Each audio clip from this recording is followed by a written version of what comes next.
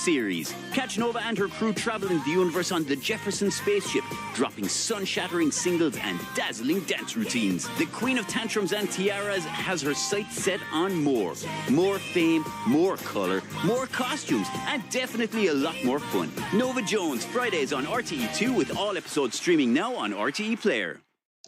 An bheithe beaga, múra, cliste, cumasacha. Bhfuil sé ag éirí crusta lumsa. Clúbhacha nó scrabhacha, tannaí nó ráha. Bia Ella. Pappy, ástruthú inis RTE Player.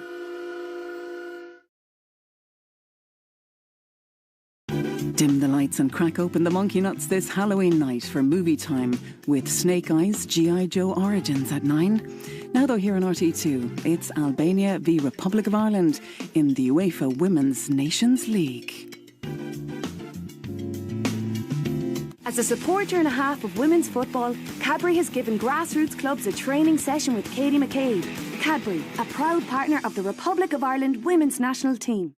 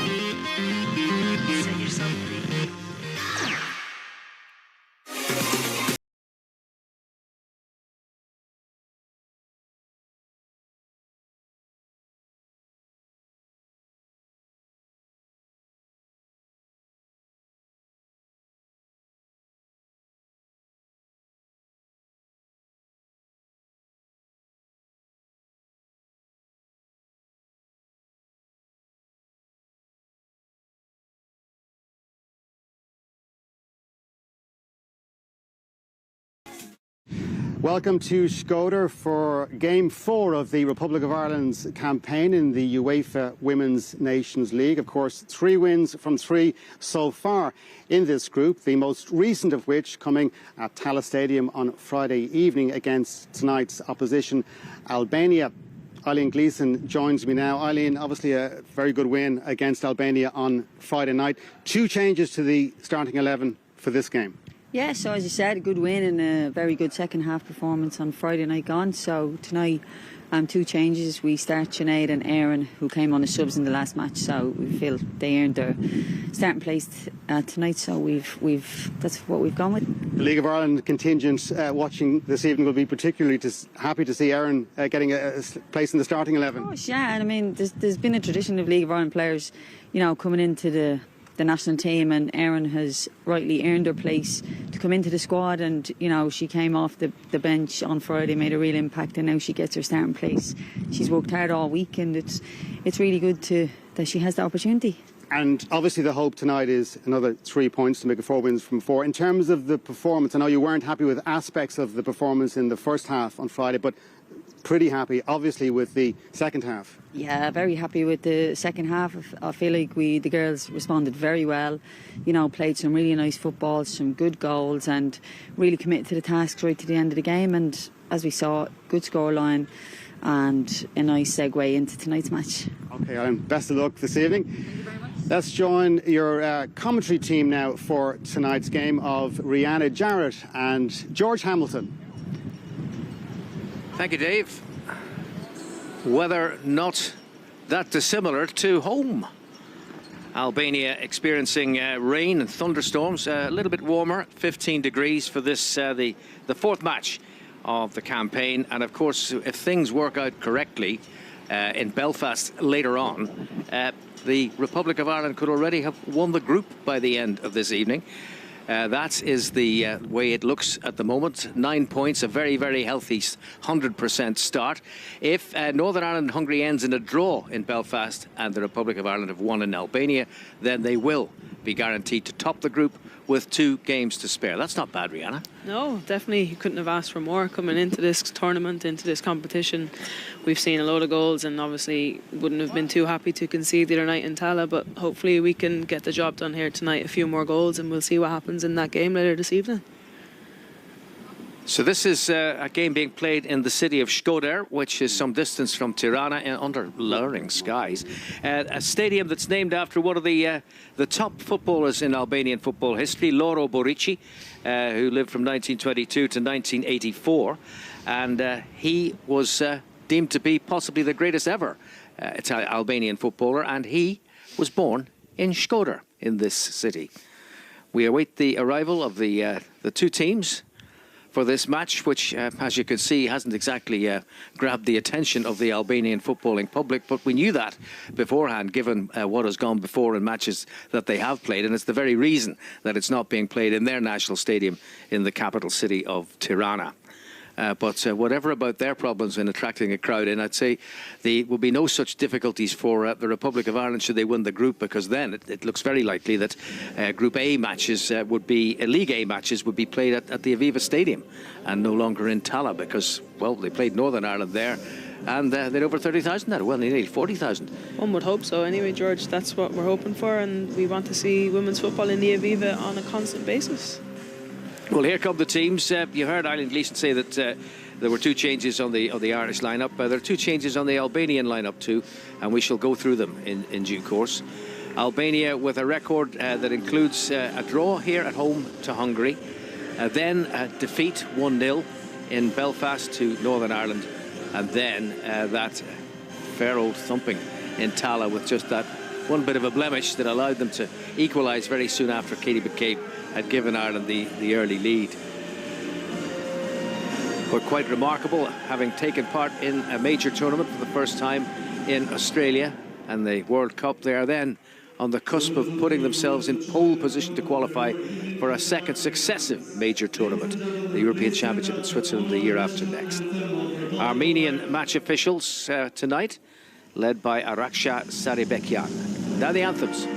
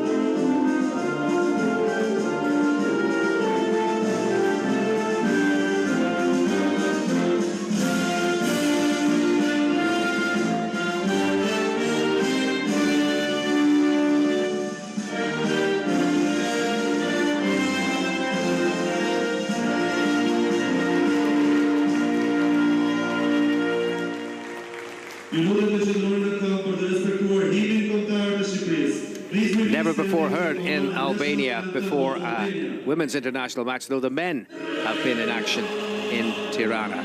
Now the Albanian anthem.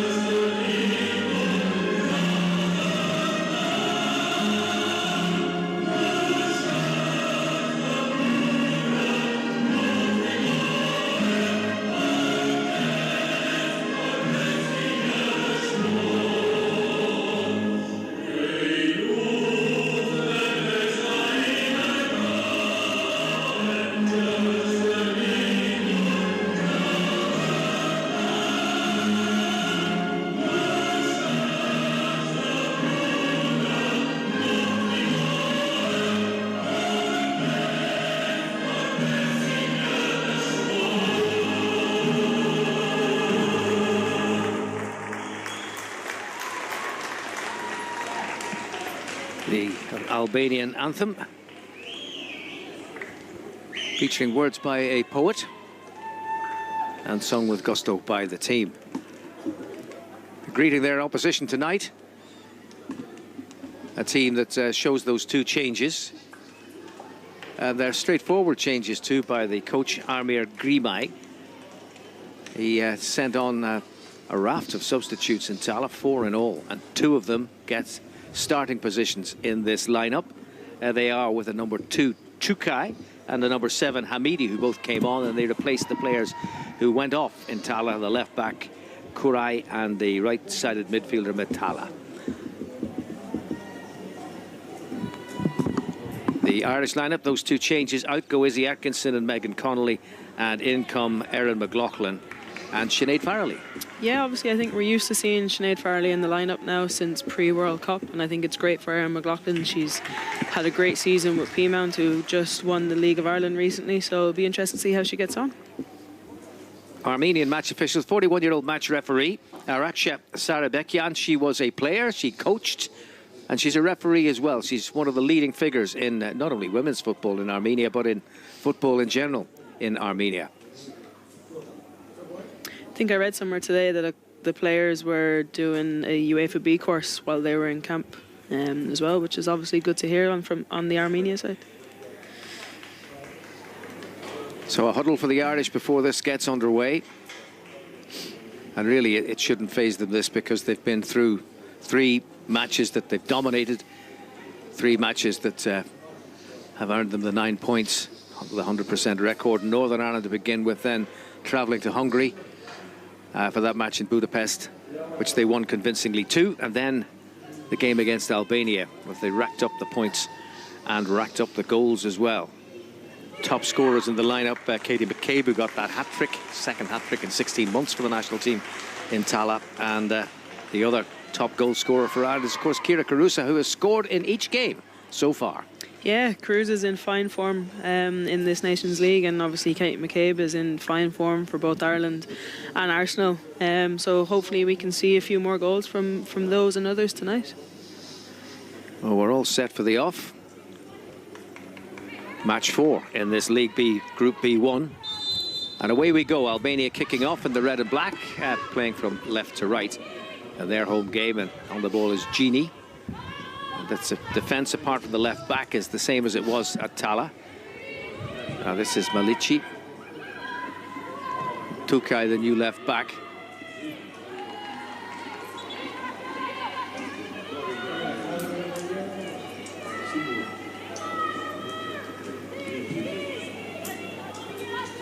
That's back with Louise Quinn, and off to Diane Caldwell.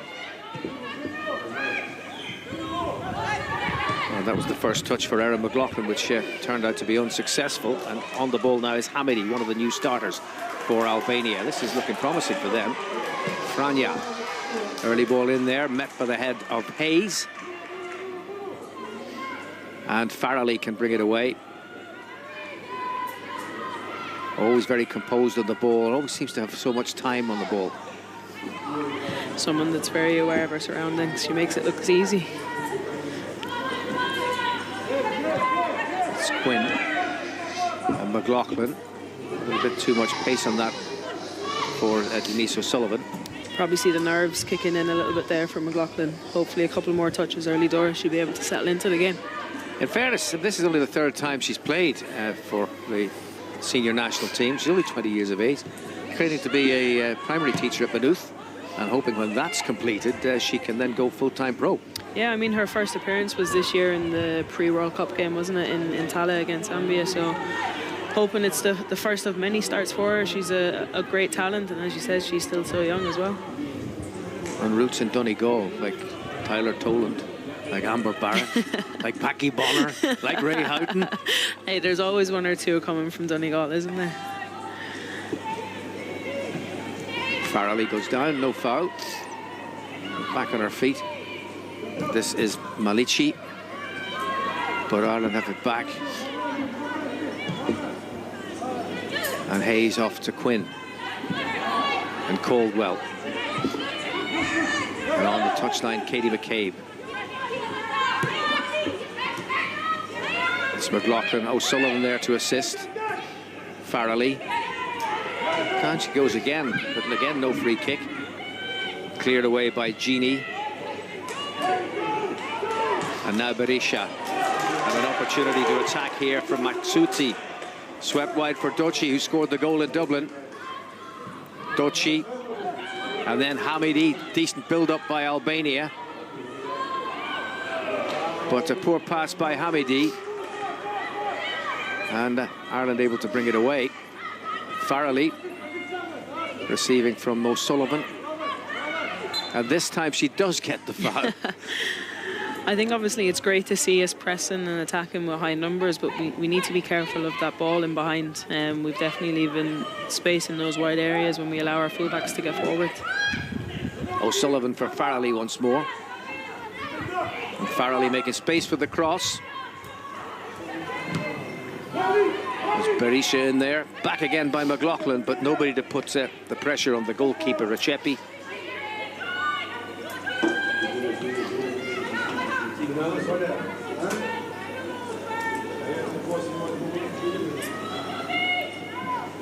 Fiona Rachepi, who made a couple of good saves. She looked uncertain under the high ball in Tala, but she made a couple of good saves as well. Definitely, if it wasn't for her, it could have been a little bit more of a higher scoreline. Let's hope she's not on form today. And Courtney Brosnan didn't see too much of the ball in Tala, and may not see too much of it here if it goes according to plan. Hayes. Now Caldwell. And McCabe. Carusa. Back for Farrelly. Toland. And Hayes. This will come all the way through to Farrelly.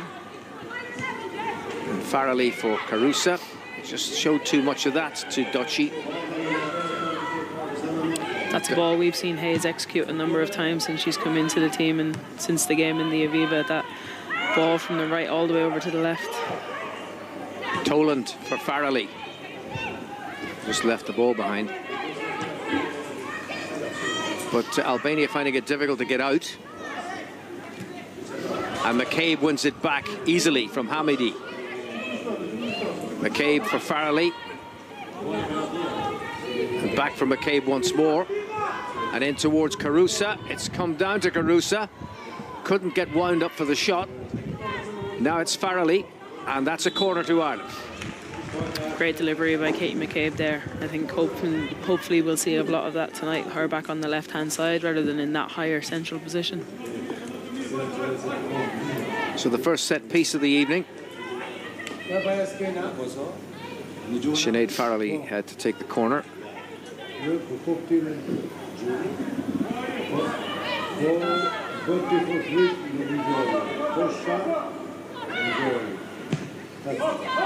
Farrelly's delivery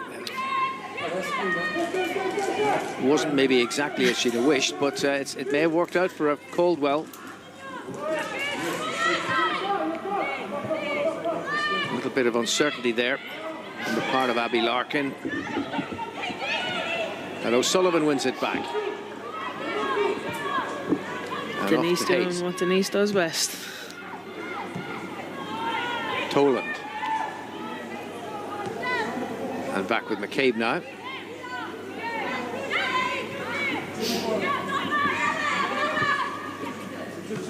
Farrelly.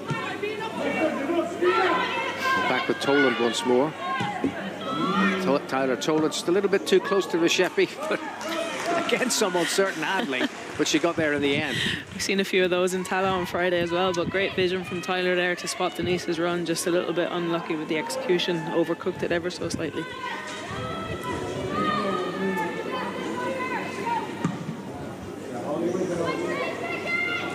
Steeping clearance into the night sky.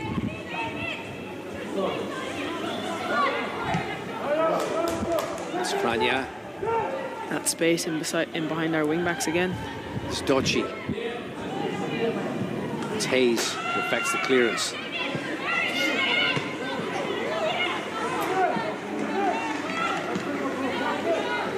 Irish throw. I think Ireland having to defend a little bit more than they would have anticipated, George.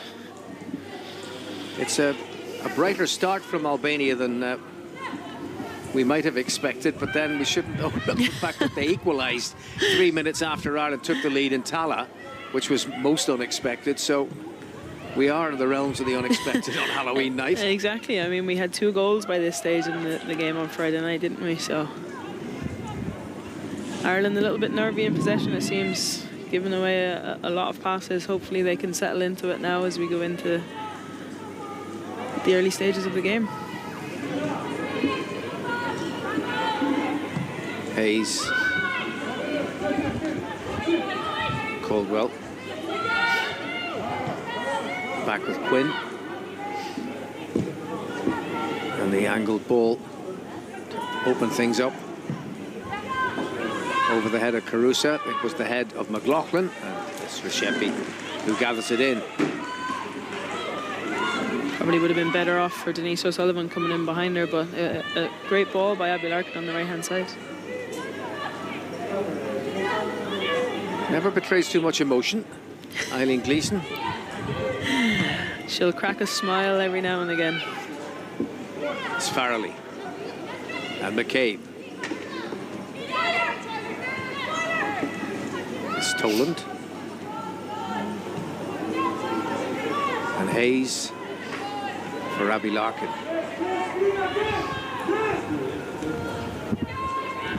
Well, it took 2 to dispossess her. I think maybe they've learnt from Friday night. We got some great joy for both Abby Larkin and Izzy Atkinson in early doors in Tala. Caldwell on for McCabe. It's Farrelly.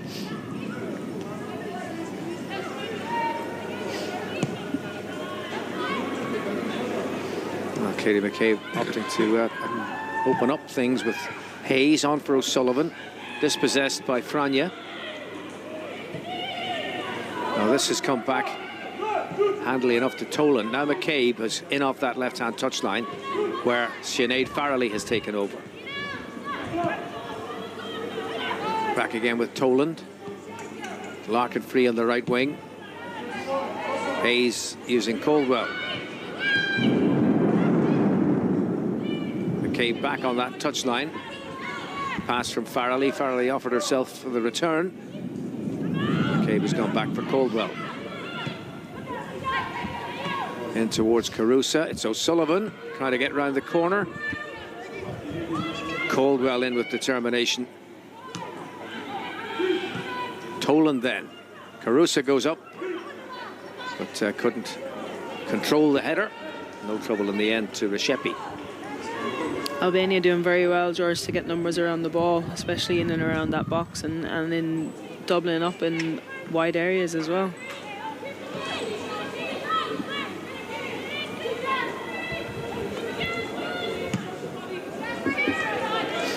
That wasn't where she intended to send it. But we'll take that. I think Ireland need to be a little bit more patient in possession. Try and move the Albanians around a little bit more and then find those gaps.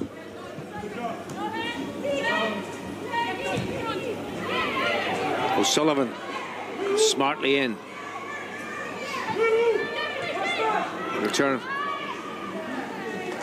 was from Katie McCabe, but O'Sullivan just caught flat-footed as the pass came back to her. Yeah, she just wasn't anticipating it, which isn't like Denise.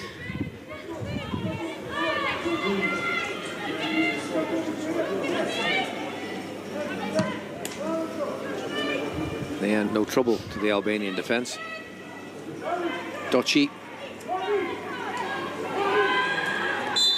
And Doci commits the foul on Tyler Toland. Diane Caldwell gets the game restarted quickly. Hayes. Free kick.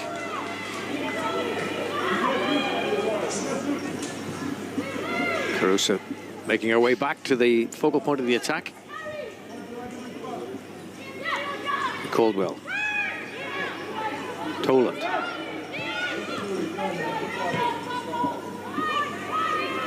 And then it's Farrelly and on for Larkin. Clever ball from Sinead Farrelly. Larkin's cross. Caldwell making sure it stays Ireland's ball. Caldwell again. McCabe wants it.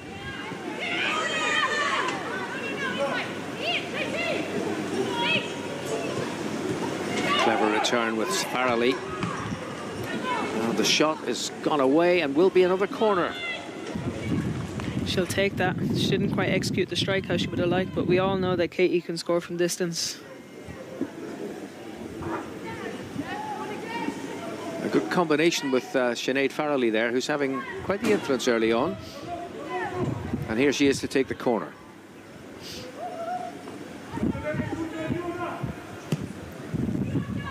Farrelly's corner, eventually cleared by Duchy.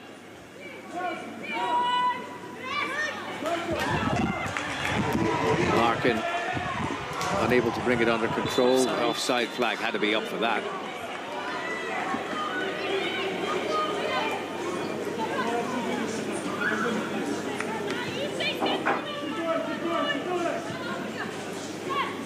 Well, there was a thunderstorm forecast, and the thunderstorm has arrived now.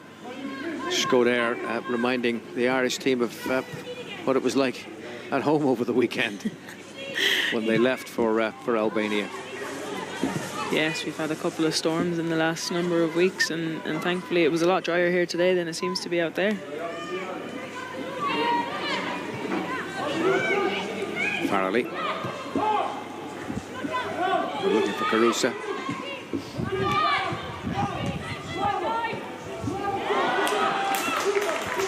And Diane Caldwell claims it and gets it. I think Albania will be very happy with how they've defended in this first 15 minutes, considering they were a goal down after 3 minutes in Tala. McLaughlin wanted a free kick, but the referee wasn't interested. And then a missed kick by Hayes, but she got it back again.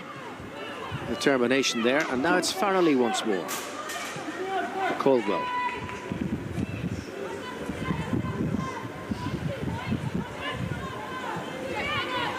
O'Sullivan and Quinn.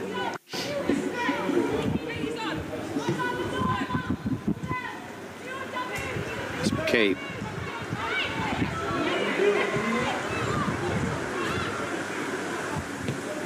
Caldwell away to Hayes. Larkin on the touchline.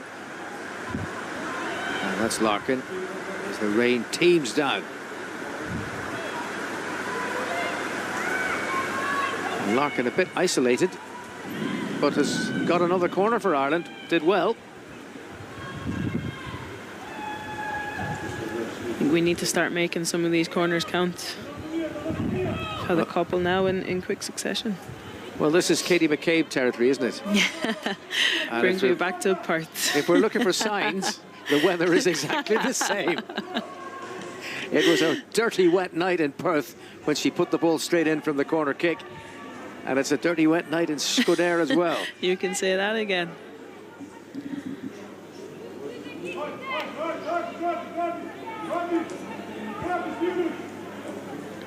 So McCabe's corner. Hayes is up, and O'Sullivan's in there too, and it just won't go over the line. Now Quinn, inches away. Talking about a goal out scramble, keeper done well there initially to save from Denise O'Sullivan, but I don't know how that didn't go in. It's a remarkable little sequence, that, and a relief all over the faces of the substitutes on the Albanian bench. Safety in numbers there for the Albanians, that's for sure. Close call from Katie McCabe's corner. But now an Irish throw. And Larkin for Hayes. Now Quinn. And this is Caldwell.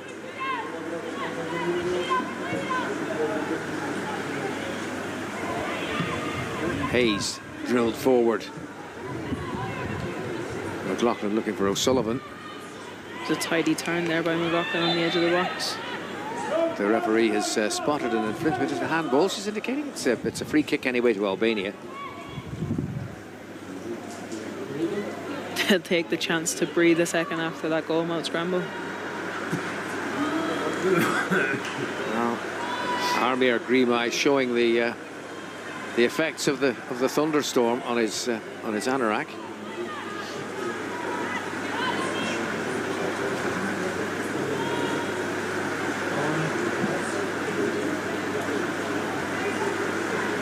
And this will resume with an Albania throw.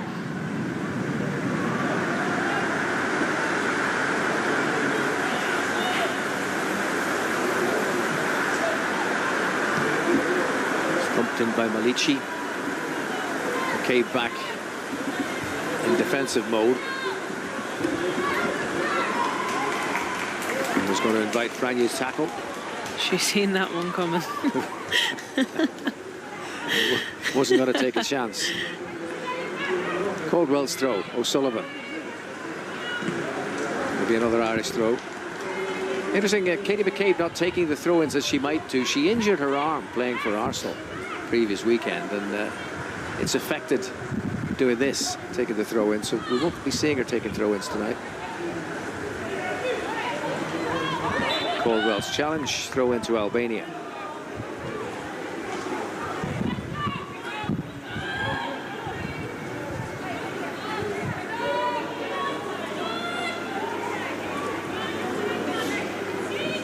Well, in fact, the referee has indicated a free kick, is it, for that challenge by Diane Caldwell? Hamidi will take the free kick for Albania. Interesting to see how many players they're keeping back. With their whole back four. Taking no chance. They're going to be caught on a breakaway, as they were in Tala when Katie McCabe set up one of the goals for Kira Carusa. What a run that was by McCabe as well. And a great finish by Kira Cruz on her left foot. Yes, Katie McCabe with a hand in all 5 goals in Tala. 3 she scored and 2 assists. And she could have had a few more by her own standards as well, George. I think we'd be more realistic maybe with our expectations about what might be happening here. I don't know, the way the first half is going, it's obviously, we don't know where the goals are going to come from yet, but in the second half in Tala, they scored 2 goals in 3 minutes, so I think once we get one, I think we might see the game open up a little bit more, hopefully. But getting that all-important first one will be what we're trying to do. Well, there's a rumble of thunder as the weather gets appreciably worse. O'Sullivan and McCabe. Franya's back.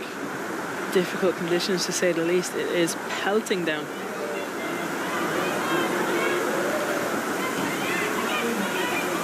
Another Irish throw.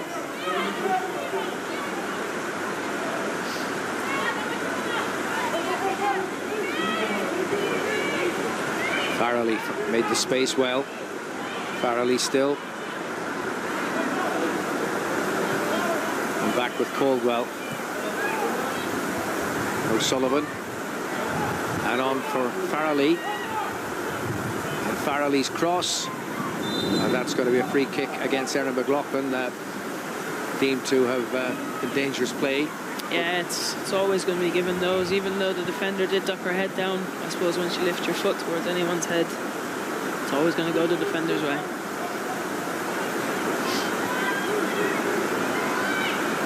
Genie put under pressure by McLaughlin. Eli, but it's O'Sullivan in to win it back. Denise O'Sullivan, Carusa, O'Sullivan. This is very, very difficult for the players. Carusa's done well. McLaughlin, and then it's Caldwell, and now it's Toland. And McLaughlin once more. Katie McCabe. It's Hayes.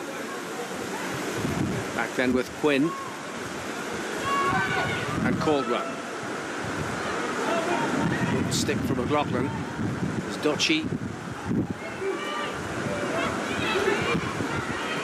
Duchy once more.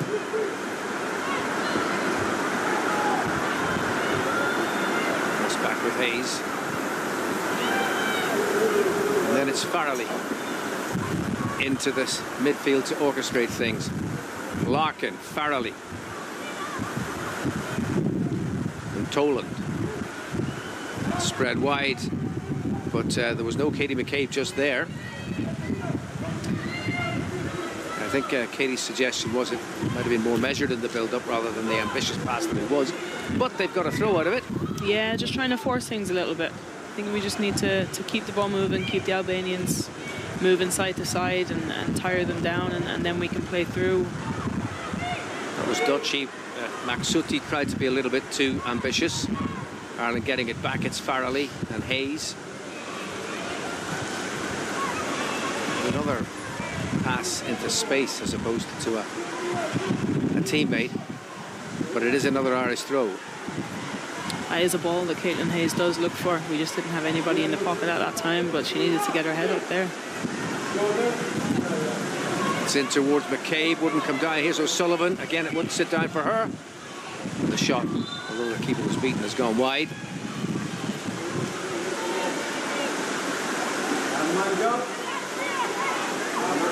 Took a touch on the way, so it's another Irish corner. Erin McLaughlin done well again there. Nice tidy turn while the defender was tight to her.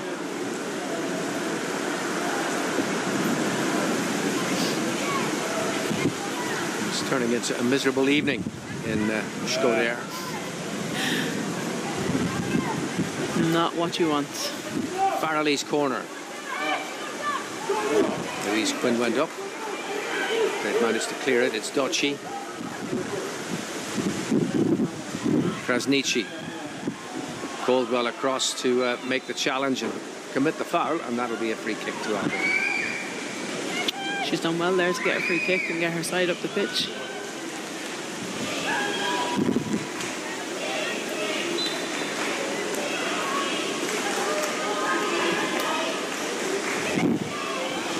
Brosnan out to make sure.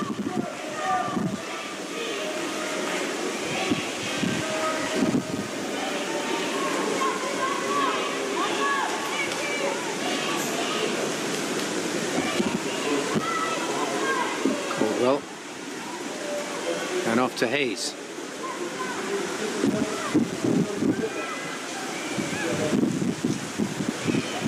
Toland.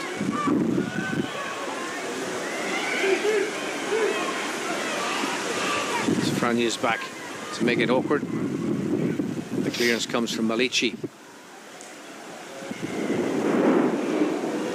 The Albanians doing well once again to get numbers around the ball. It was a nice split pass by Tyler Toland there, just unfortunate that the ball didn't lay off.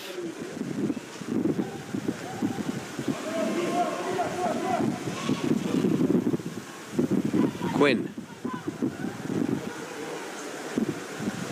And Farrelly.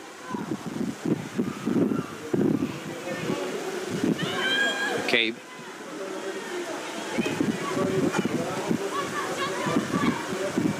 It's Caldwell. And away to Hayes.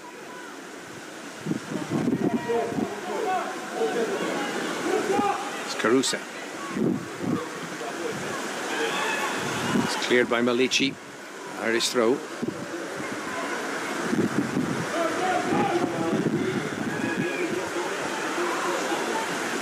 Harkin in. Away by Tukai. And another Irish throw.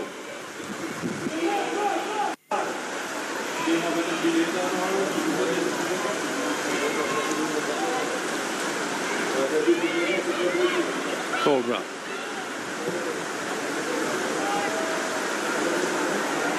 As Farrelly's got it back.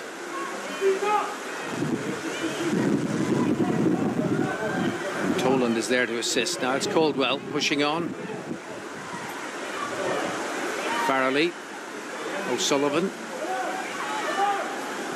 Toland. Farrelly. McLaughlin trying to get turned. Carusa was in there.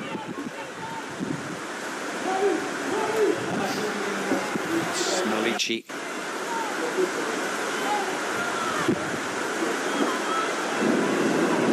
Again with Quinn, and off they go once more. Larkin. Challenged by Malici.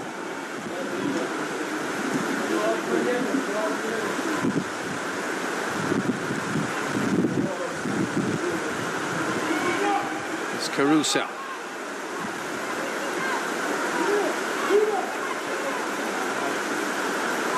Hayes retrieves. Caldwell.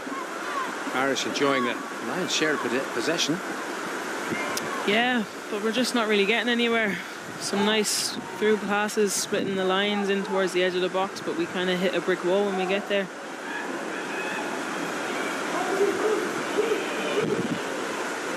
It's Tukai.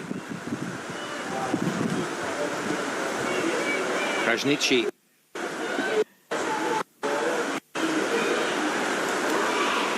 Hamidi looking for Dochi. Important intervention by McCabe. Farrelly for McCabe. And now Sullivan. Sullivan once more.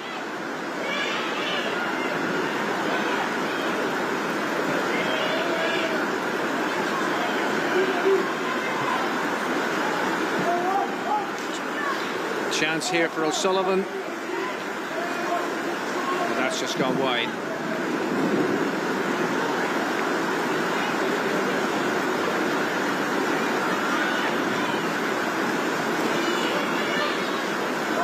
You can hear the rain, and you can see it. It is, and you can hear the thunder.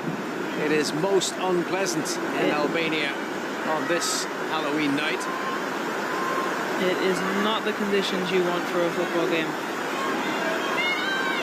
McCabe chasing after this. It's Hamidi who wins it back. Challenged by Caldwell. Hamidi once more. Referee saw a foul there by Denise O'Sullivan.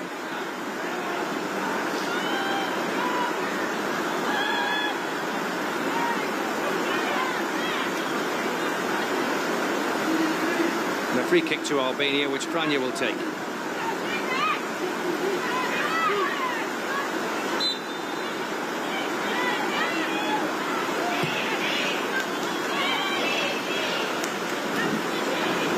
Brosnan will stop it going out of play.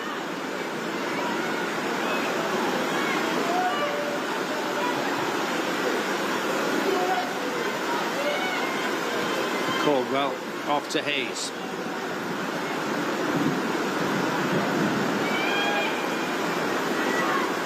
And Hayes back again for Caldwell.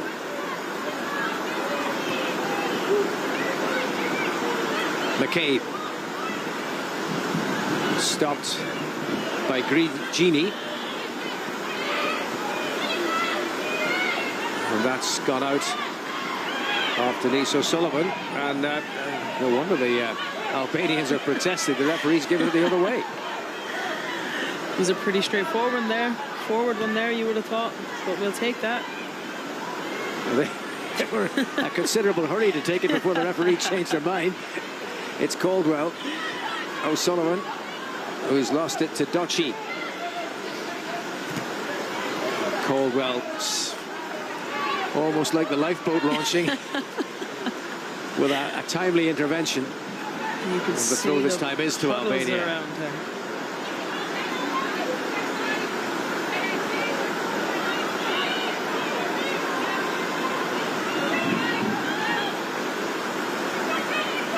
Albania will be more than happy to slow things down now as this first half goes on. Dochi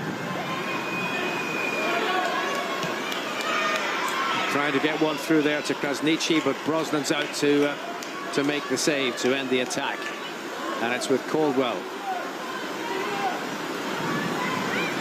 and McCabe.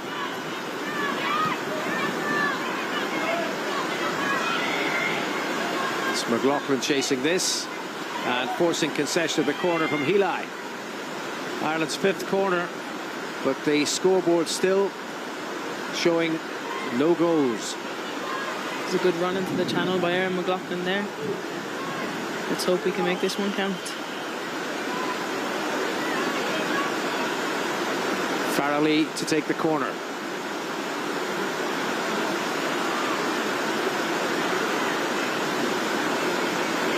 And the shorter one this time for O'Sullivan. And Farrelly seeking assistance and getting it from Abby Larkin. Queuing up at the back post. This is Quinn. Carusa, McLaughlin. And now it's Caldwell.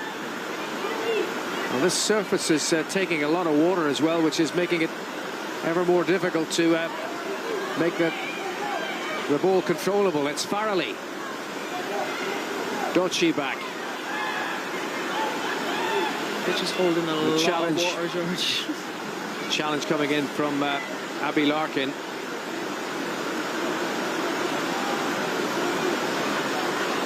And you can see just the ball coming across the running track how much rain has actually fallen. And I suppose you've got to ask the question, how much more can this pitch take? I was thinking the same thing myself. You can see the ball slowing down. You can see puddles every time they're running. Farrelly. Caruso trying to get after this. But Genie got it away. Well, Katie McCabe is going to take a throw in.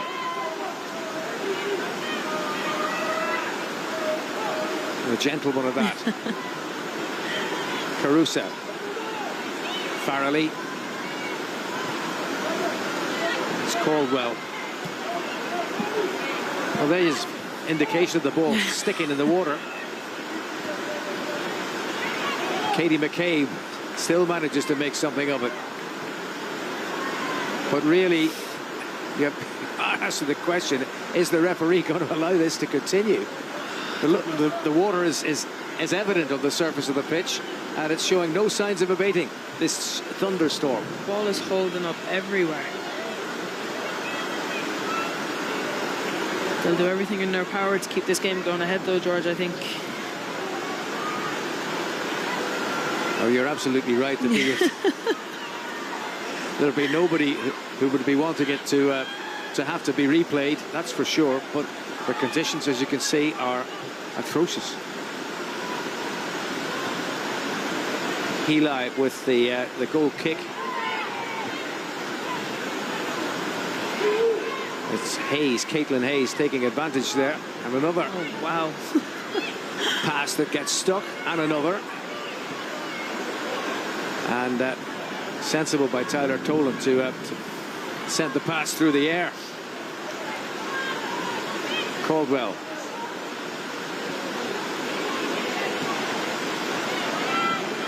And Hayes. And Hayes has picked out McCabe.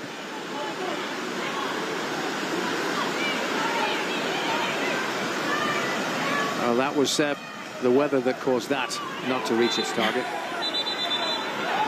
A free kick for a challenge that might have been weather induced. They'll have to come back and take it again.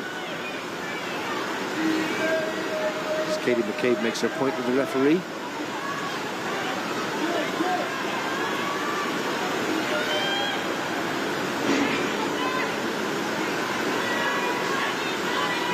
So we'll resume with the free kick to Albania.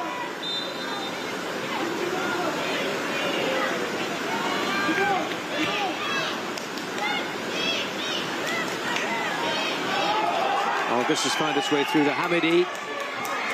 I think the water on the surface done us a favour there. It certainly did.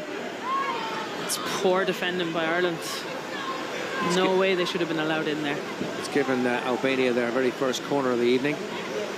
But the Irish penalty area seems to be worse affected than at the other end. And as you say, the weather did Ireland a favour. But a corner to come from Doci.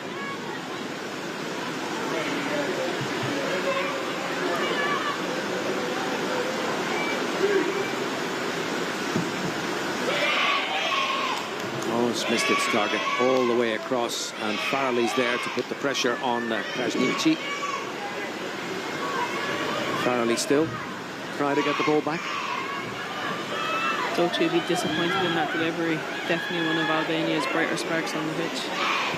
Genie went through Farrelly there, on by Franja. It's now Krasniqi, Doci, down for Matsuki. Matsuki's attempt easy for Brosnan. Now it's McCabe having to dig it out.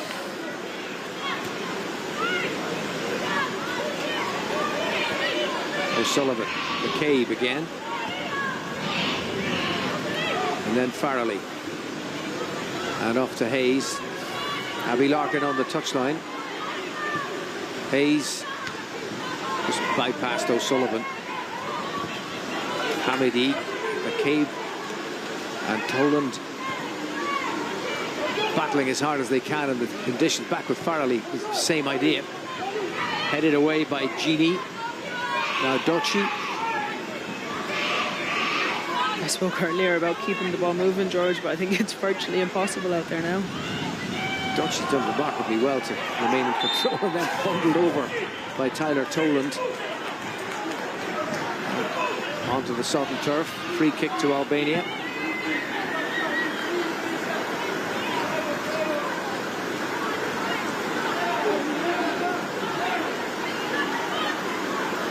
And it's Alma Hila who's come across to take it.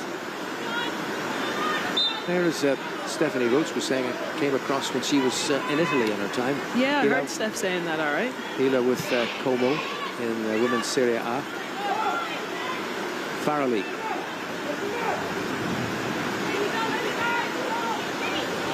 Well, this is becoming something of a lottery. The pass is not finding their target as they get held up in the sodden earth. McCabe with the ball. Getting some instructions from the sideline there, I think.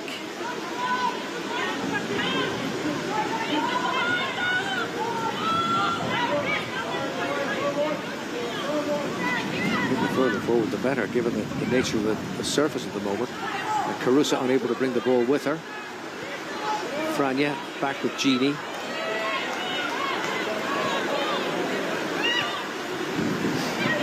McCabe with Franja.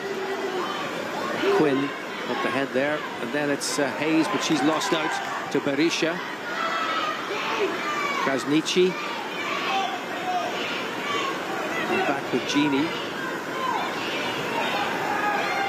And away goes Hamidi. Farley in the way, but touched with the hand. Free kick to Albania.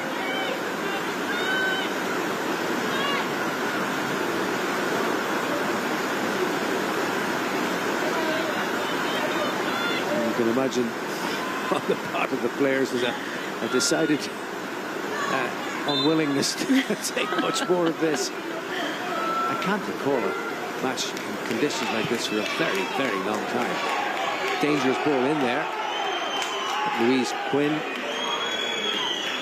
A frustrating game out there, no doubt. The ball just isn't moving, no matter what you try. Another throw to Ireland. I think Louise has got the wind knocked out of her there.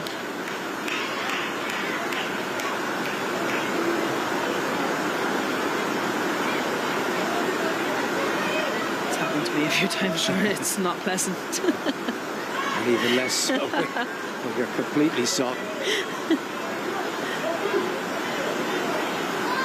She's a tough campaigner, and she's been around a few corners in her time, and this isn't really going to mean that there's any danger of her not continuing in this. No, it'll take a lot more to put Louise Quinn down, I tell you.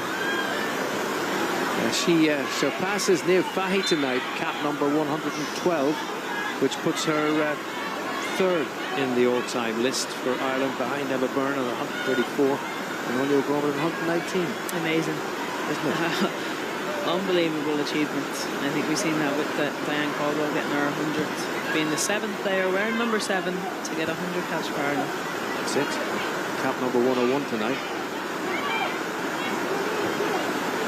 McCabe. And that worked out for Sinead Farley thanks to the pitch. I think it's Wellington's are supposed to put more boots than need. Quinn forward. I hope they've all got some spare ones in there for the second half. It's Carusa indeed. Pressure on. Malici couldn't keep it in play. Throw into Ireland. Carusa, another throw in off Malici.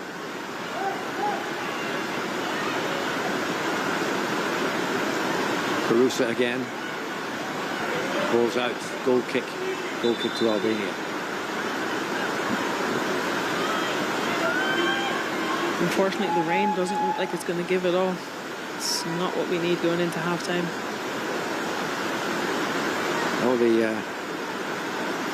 the thunderstorm shows no signs of abating. It was so dry and it appeared to be calm before kick-off, but hey, what did they say? The calm before the storm. And the storm has arrived with a vengeance. And that's gone out of Abby Larkin. And a throw to Albania. Quite remarkably, it doesn't seem to be as badly affected by the rain on that side of the pitch. Hayes. It's Carusa. Farrelly. Malici's there. Put it out of play. Another throw.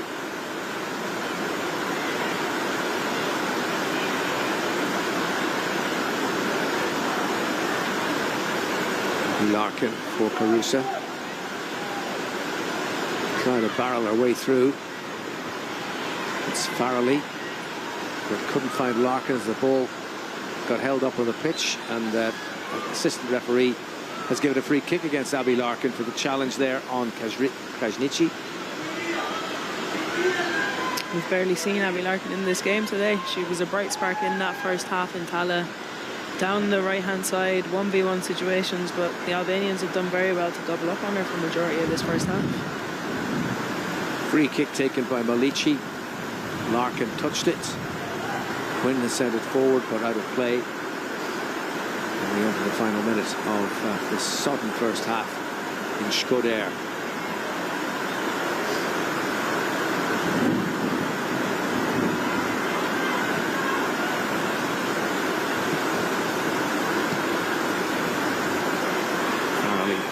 Denied. And it's Quinn.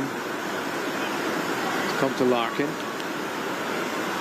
And Larkin hoisting across towards McLaughlin, who just couldn't get there. Denise O'Sullivan.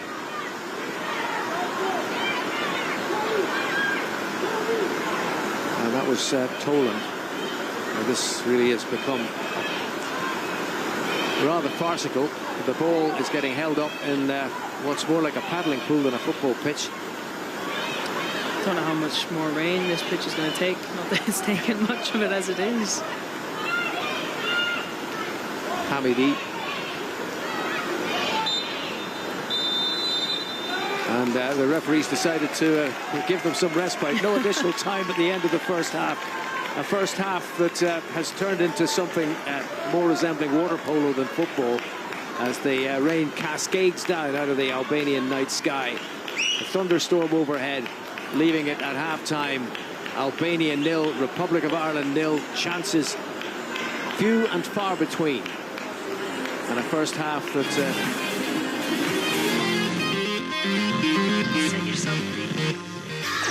A supporter and a half is as passionate as the players. Cadbury, a proud partner of the Republic of Ireland women's national team. Annam, Songs for Hearts and Minds, is a stunning collaboration between Other Voices and the Office of Public Works.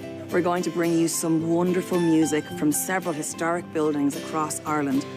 Join a host of musicians and singers as they perform at some of the nation's most iconic sites. Starting with Paul Noonan, Lisa Hannigan and Gemma Hayes at Cahir Castle.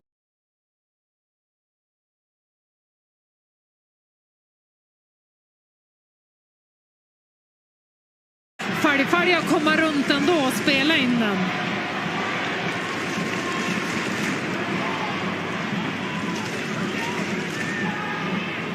Seger. Nog igen.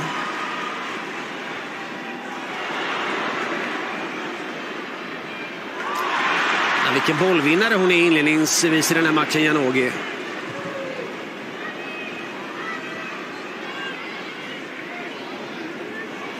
Giacinti. Frispark Italien. Ja, men ganska klokt av Björn i det där läget att verkligen få stopp på anfallet. Men här Blackstenius gör det riktigt bra när hon släpper första läget på Janogy, och där att hon kan gå runt. Ja, hon har nästan bara att nicka in den där bollen, det ser vi på reprisen. Ja, hon är ett bra läge. Bonfantini. Vad öppet det blev för en stund. Greggi därefter.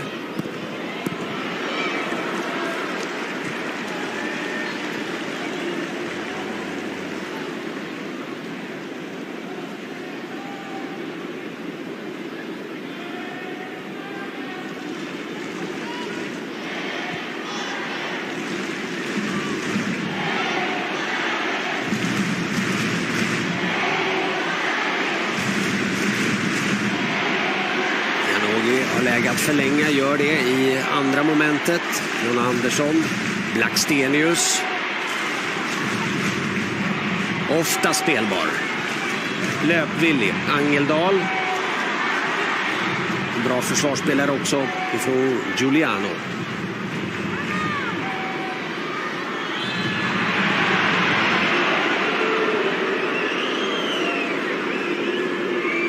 Men bra svensk sekvens i uppspelsfasen där man hittar in igen på Janogy när hon kliver in i plan och så öppnar hon för Jon Andersson. Som där medvetet nog tar en frispark. Och Janogy och Jon Andersson spelar ju de där positionerna hemma i Hammarby också. Känner ju varandra väldigt väl. Reporter för dagen, det är Milad Akbarzadeh. Vad har du att säga? Lite kort bara, Johanna Rytting-Kaneryd som är här ute på kanten vill ha mycket boll och går och instruerar flera av sina lagkompisar och vill hela tiden vara aktiv. Verkar lite frustrerad just nu. Caruso. Bonfantini.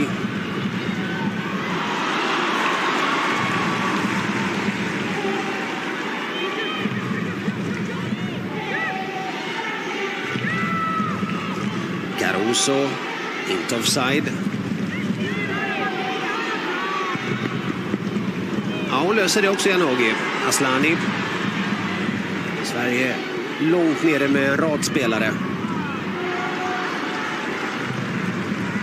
Ja, första delen av matchen går ju snabbt åt båda hållen igen, som det ofta kan göra när Sverige spelar. Medvetet vill ju Sverige att det ska gå snabbt framåt och man spelar mycket på omställningar. Men det gör ju att det kan bli lite svängiga matcher också. Där är det ju viktigt att Sverige, som andra halvlek senast, då kan man göra både snabba anfall, men man får bättre kontroll på motståndarna och hitta bättre i pressspelet.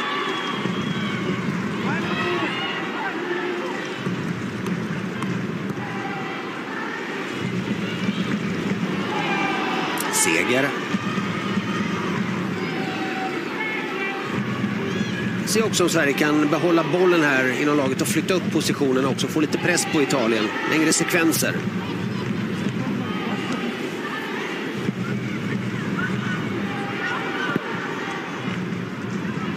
Magdalena Eriksson.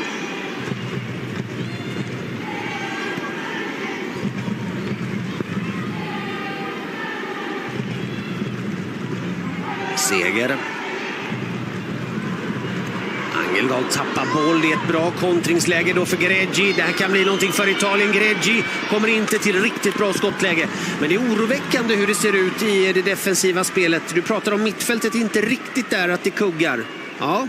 Nej, lite lös boll av Seger eller Angeldal. Inte riktigt är på tårna heller. Här räcker ju försvarsarbetet av Sembrant att bara följa spelare, styra utåt och så blir det dålig vinkel.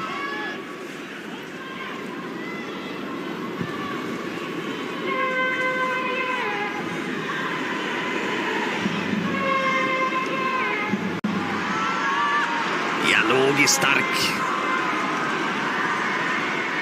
Blackstenius har hela tiden Lentini i ryggen. Så jag kommer ihåg att Sverige saknar en... Ja, det är 4-5 kvalitetsspelare, världsklasspelare. Rolf är ett exempel.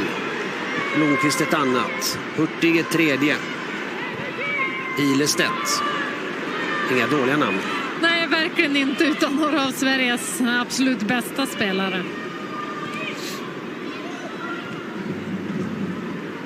Rubensson som gjorde ett bra VM. Inte minst. Kanske var bästa svenska till och med. Caruso förlänger.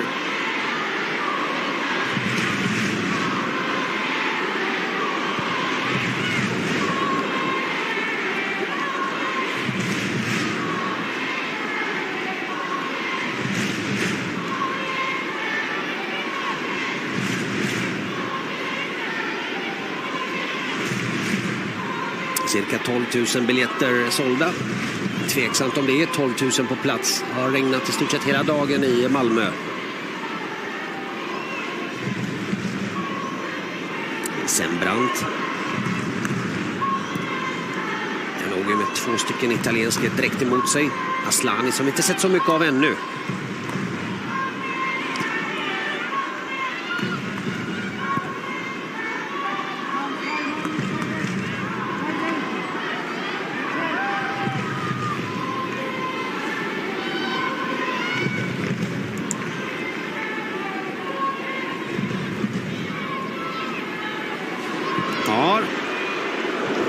Och det är nästa chans för Italien som radar upp chansen nu.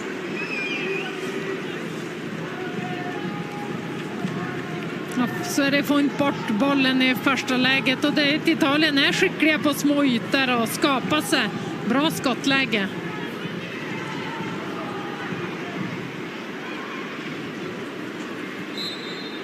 Det känns lite som första halvlek mot Schweiz. När Sverige inte, man kommer bara några omställningar men inte riktigt hamnar rätt i försvarsspelet. Man vinner inte boll så högt upp som man egentligen vill göra med sitt aggressiva pressspel. Blir lite genomspelade. Rytting Kaneryd som hon kan komma loss då. Angeldal. Se vad aggressiva de är, italienskerna. Seger. Kan nog vara bra också för Sverige att vila lite med boll.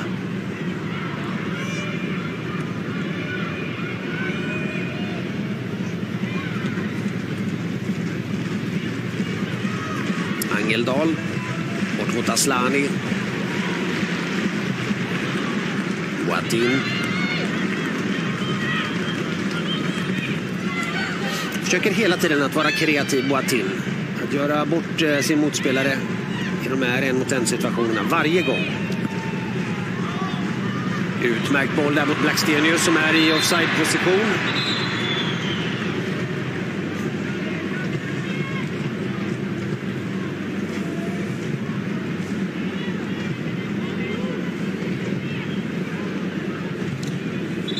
Hårfint, man kanske var på fel sida. Men bra att sätta någon boll tydligt i djupled på Blackstenius som gör att det kan ju göra att den italienska backlinjen inte vågar hålla lika högt så att man kan dra isär dem lite grann. Då kan man hitta Aslanis yta framför backlinjen.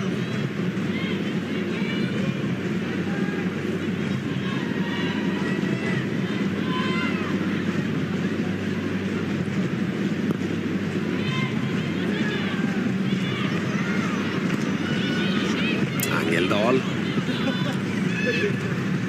Där kommer den där bollen som är en aning öppnande och därefter till Rytting Kaneryd. Sverige fyller på med många spelare. Sämre inlägg där ifrån Rytting Kaneryd.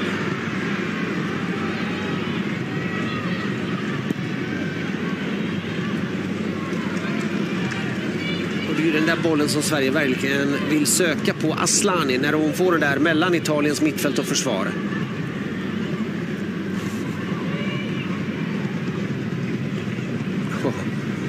Det var inte mycket marginaler sen Brand till Eriksson. Kommer pressen då ifrån Italien.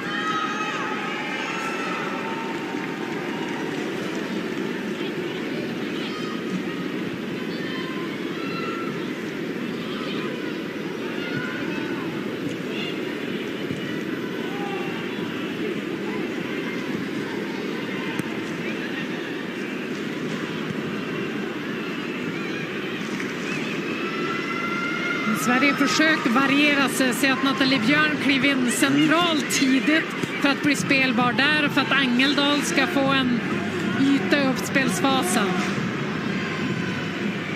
Oj, vad de pressar, vad de är aggressiva. Och de lyckas. Det är ett Italien som är bättre just nu i den här matchen.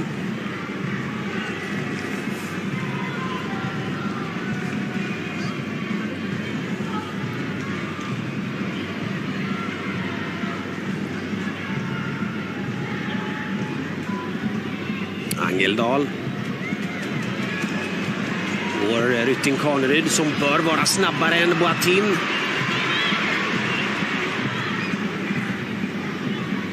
Hon är rutinerad Juventus-spelaren. Jo, det är en bra spelare både offensivt och defensivt. Rytting Kaneryd brukar ju vinna de flesta löpdueller och ta sig förbi, men Boatin är smart. defensivt och hamnar ofta rätt. Första gången i matchen som förbundskaptenen Peter Gerhardsson är uppe och gestikulerar, inte nöjd. Det är så att han har en massa åsikter. Kroppsspråket där när han kom upp visar en hel del irritation, frustration. Nu då, Aslani.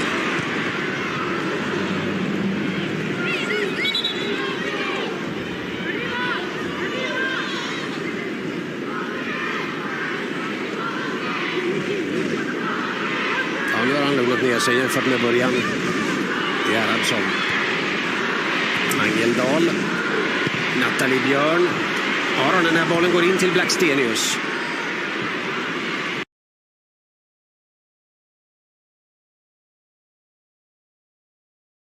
Second half of the first half in particular, it's going to be very difficult to complete this game. Now, I did get a chance to speak to the stadium manager. Initially, he seemed quite upbeat about the prospect of this game being completed. He assured me that the surface would be able to take the amount of water that was coming down. When I spoke to him about 10-15 minutes later, he was still relatively confident, but I would say perhaps a little less so.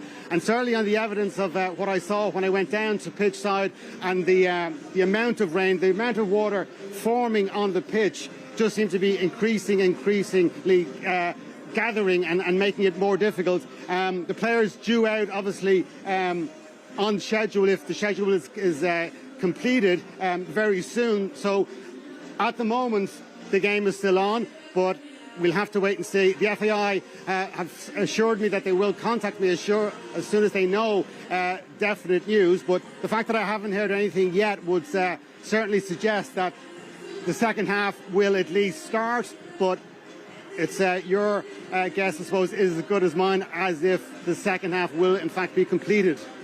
Well, Dave, the phrase "all at sea" springs to mind. We will have to wait and see, but certainly from what the pitch looks like right now, it was very difficult to play at the end of the first half, and it's got worse. Yeah, there's no doubt about it. Just from looking out now and from the position I'm in at the moment, there's just massive pools of water either side of the two penalty areas, and I suppose it's a little bit concerning that maybe nobody has been out working on the pitch. But we're like everybody, we're just waiting to see what the word is. But in terms of a spectacle, I mean, it hasn't been a spectacle. It just hasn't been really a game of football for the last 20-25 minutes of that first half. We had expected heavy rain.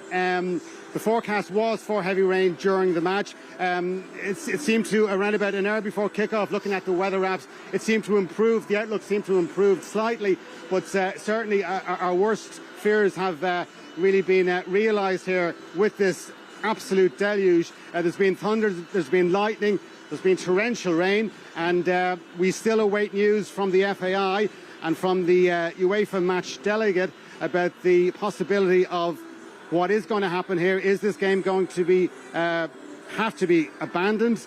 Because certainly looking at the pitch here at the moment, that would appear to be the case, but we will just have to wait and see. But there's no doubt that it's going to be very, very difficult. At one stage, around 10-15 minutes before the end of the first half, the rain did appear to be easing slightly, but it does seem to have picked up now quite significantly once again. And as I say, those pools of water forming on the pitch is going to make it, I would say, virtually impossible for this game to be completed. But we'll just have to wait and see. As I said, when the FAI get word from UEFA, we'll let everybody know. Yeah, well, Dave, the game should have restarted 2 minutes ago. There's nobody on the pitch. As you say, that there was nobody out working on the pitch. I think there is a conclusion to be drawn. This is how it is looking at the end of the first half, with Ireland on the attack, attempting to get passes going. It's got worse since then. It's got worse since then. From a professional observer's point of view, I cannot see how this game can continue in these conditions. No, that pitch does not look playable at all. Every time I look around at the pitch, George, it appears to be getting worse. You know, even in the couple of minutes that I've been speaking to you, it's just getting the pools of water are continuing to increase. And And the fact, as you say, there's nobody working on the pitch.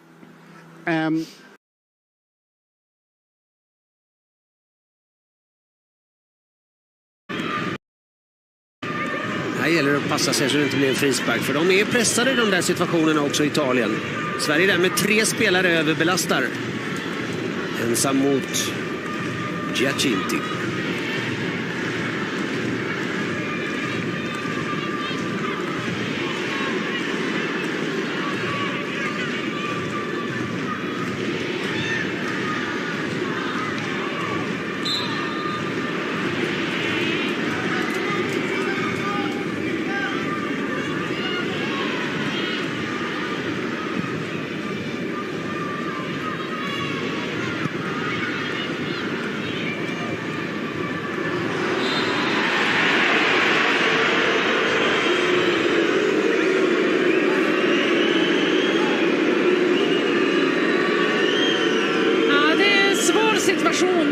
Janogy kanske upp lite med armarna, annars gör hon det ganska bra försvarsmässigt och går in tufft och försöker följa med.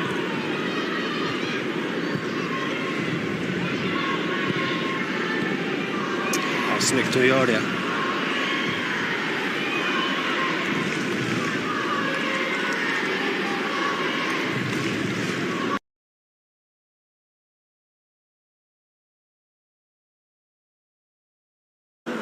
Yeah, as you say, George, I mean, it's very difficult to see how this game will be completed tonight or tomorrow.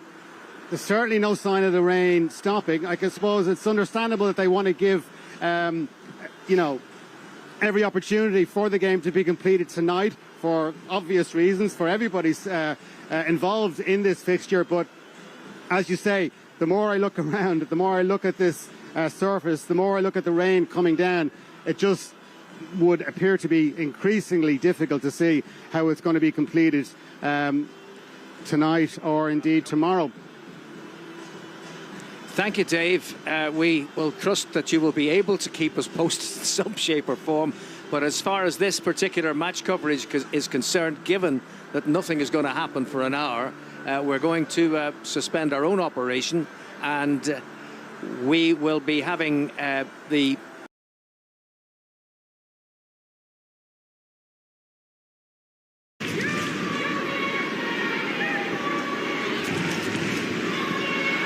fint anfall igen av Italien som fyller på med spelare. En rad löpvilliga spelare också.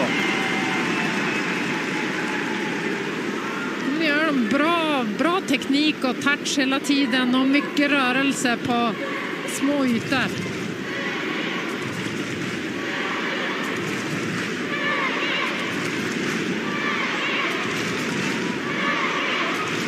Pressar alltså på mot Sembrant där med 4 spelare. Kan Sverige spela sig ur de där situationerna, Hanna? Då finns det ytor.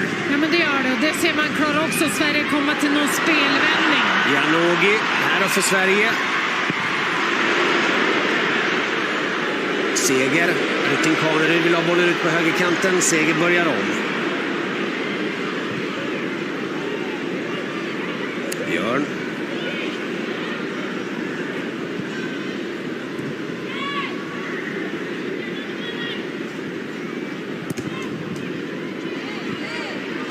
Aslani. Rytting Kaneryd.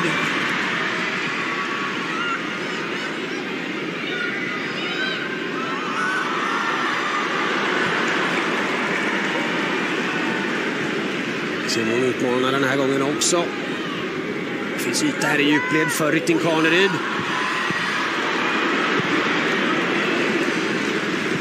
Ändå bra att hon utmanar på det där sättet. Ja, men det är det. Man får ändå tryck mot motståndarna och ta ner dem. Och man ser att på Atin vet ju att Kaneryd är bra en mot en spelare. Och framförallt så är Rytting Kaneryd snabbare de första stegen, det har vi märkt.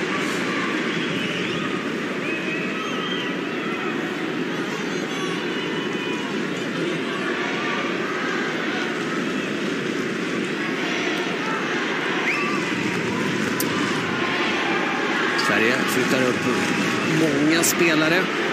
Fasta situationer, ja, det har ni koll på.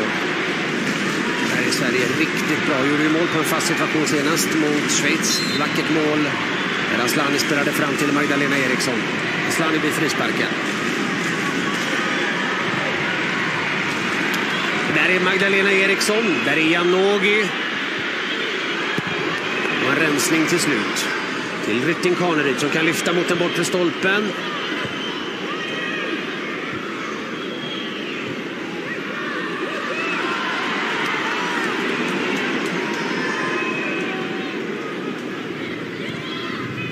Det är farligt nu. Ja, hon lyckas inte med den skarvningen riktigt där till Bonfantini. Det kändes som Rytting Kaneryd kan välja ett enklare alternativ än dribbla när det är 3 spelare. Hon kan avlasta och lägga ut den på högerkanten på ett enklare sätt. Björn.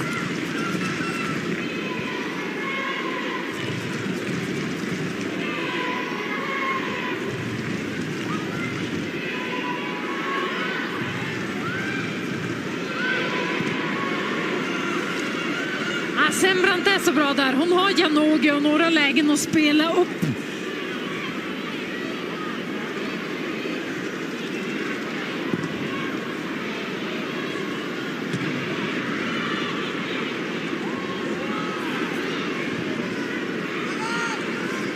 Bonfantini.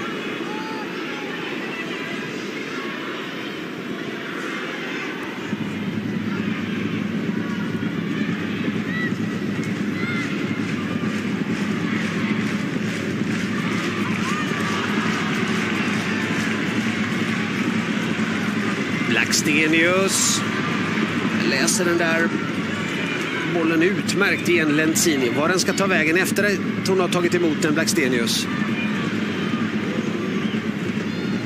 Andersson.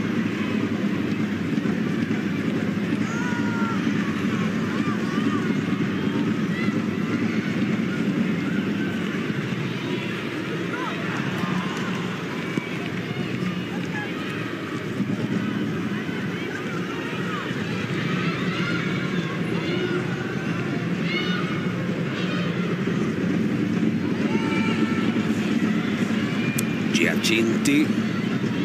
2 italienska som fyller på. Oj, vad omarkerad hon får stå där. Det är ett utmärkt skottläge för Giuliano.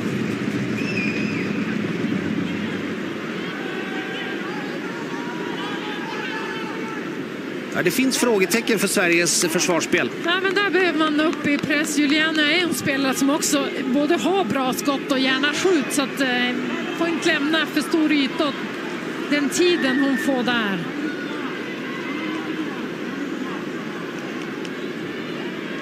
Rutinerad spelare också, Giuliano. 75 landskamper för Roma-spelaren.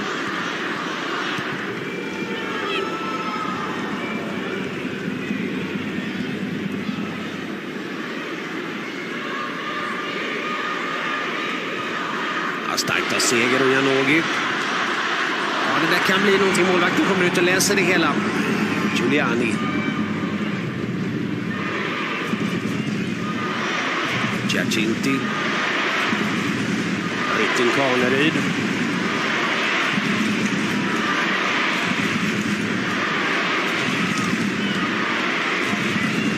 Sembrant. Rytting Kaneryd direkt spelar där också till Angeldal. Tillbaka till Rytting Kaneryd.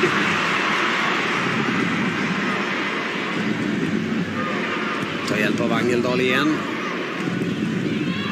Smart spelat. Björn förlänger där också till Angeldal. Ja, nu bort italienskan totalt. Greggi var det. Björn börjar om på Sembrant. Angeldal här då för Sverige. Många spelar in i straffområdet också.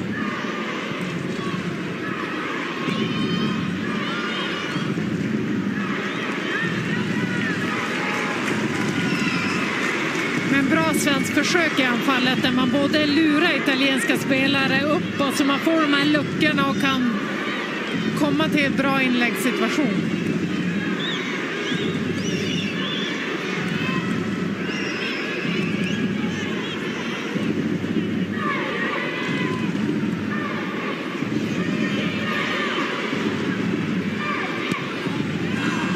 Angeldal. Ja, hinner hon den? Ja, det är återigen det där sista.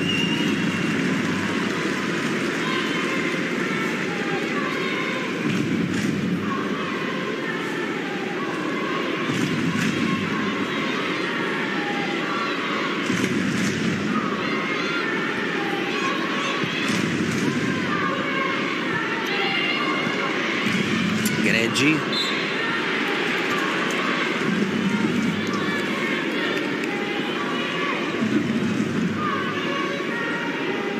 Ja, hon läggs ju lätt där. Känns som att Björn ska kunna få gå så där i rygg.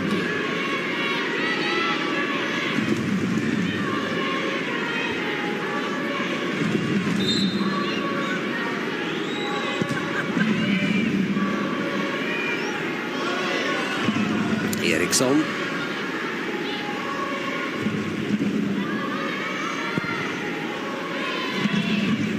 Nathalie Björn.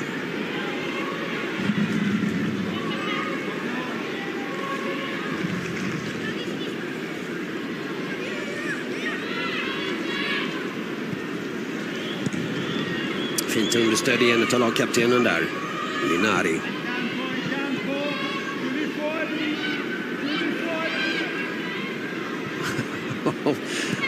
Den rullar lite över linjen. Försök täcka ut den, men det gick väldigt långsamt. En aning obeslutsamt, en aning tveksamt emellanåt i Sverige. Och ska passa på att berömma Italien för den här första halvleken. Ja, men absolut, det finns mycket pikt i Italien och bra sekvenser. Men ändå ett Italien, jag tycker Sverige har inte släppt till de här supervassa klara lägena, utan man har hyfsad kontroll, säger jag fortfarande. Men det saknas ju lite, som vi säger, både i fortsatt som man såg i att vinna dueller och hamna rätt och vara beslutsamma i det egna passningsspelet också.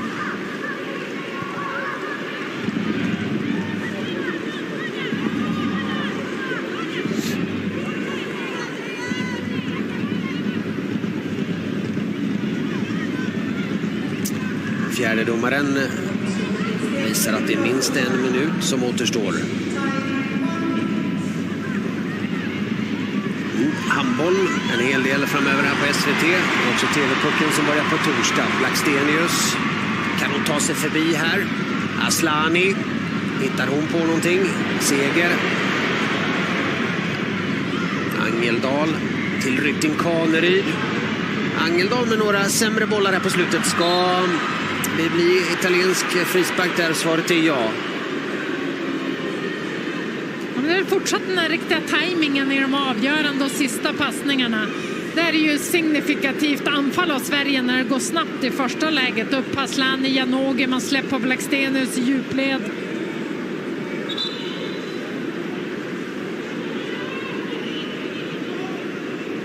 Men det är de här sista inspelen i straffområdet som saknas, rätt hårdhet, timing.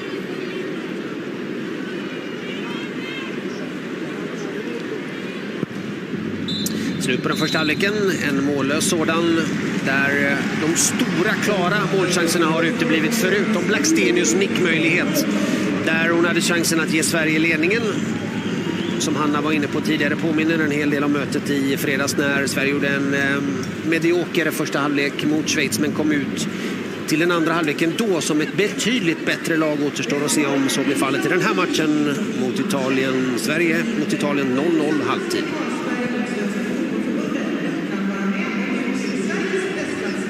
Sändningarna från fotbollslandskampen.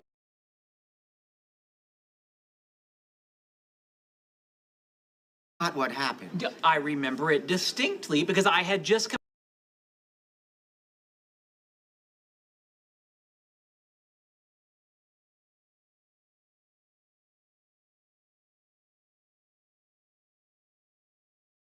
verteilte vor dem Weißen Haus.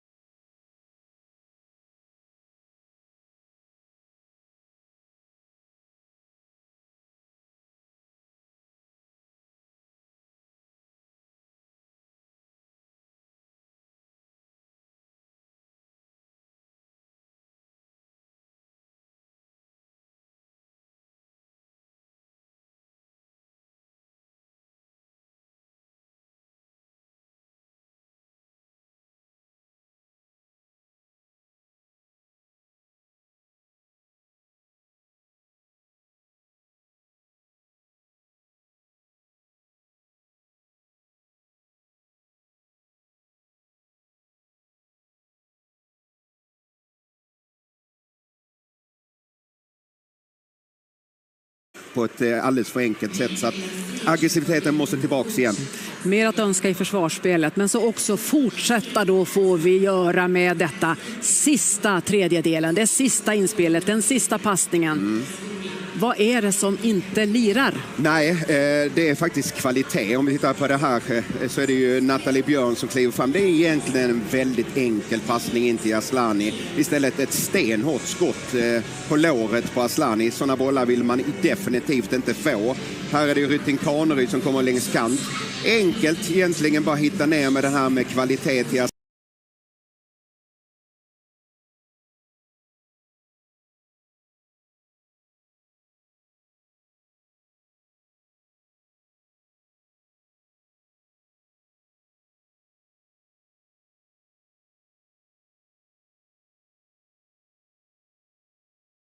Colocar a bola com perigo, mas há fora de jogo de Marie Obinger. Passe era bom, mas havia posição irregular da jogadora da Áustria. Aqui está. Fora de jogo bem assinalado.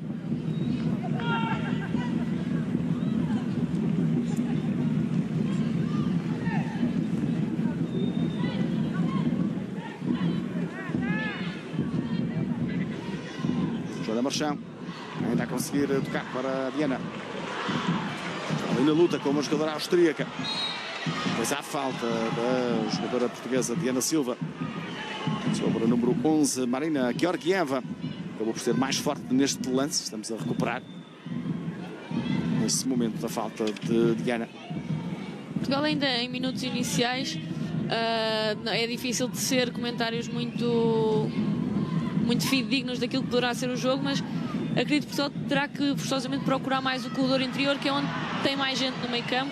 É forte na posse, é onde aposta as maiores fichas, é aí mesmo. Tem jogadoras virtuosas e jogadores com capacidade de ter bola, porque os corredores terão que ser explorados sempre por Diana ou por Jéssica, que são jogadoras rápidas com capacidade de o fazer, mas que acabam por sair do corredor central e, portanto, deixam de ser referências para depois finalizar. Portanto, é importante que Portugal consiga chegar à zona final, mantendo, se possível, as pontas de lança na área para poder ter opções de finalização. Livre para Portugal. Bola batida para a zona de Diana Silva. Ganha ainda a bola. Ganha o lance. Foge a uma adversária. Muito bem, Diana. Pode fazer o cruzamento. A bola está na área. Corta a defesa da Áustria. Tenta recuperar Portugal. Ainda consegue. Joana Marchão. Tenta passar uma adversária. Pede falta, mas segue bola, segue jogo. Nada foi assinalado. Boa também a ação ali de Andrea Norton nesta jogada. Portugal novamente em zona de ataque. Andrea Norton. Levanta a cabeça. Muito bem, a colocar na área o remate. E a defesa de Zinsberger. Bom desenho ofensivo de Portugal neste lance finalizado por Kika Nazaré.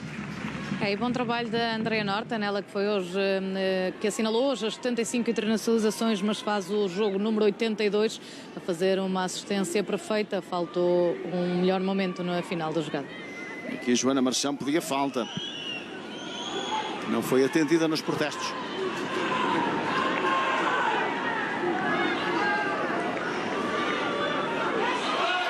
Ao sair, lançamento para a Áustria. Feiersinger.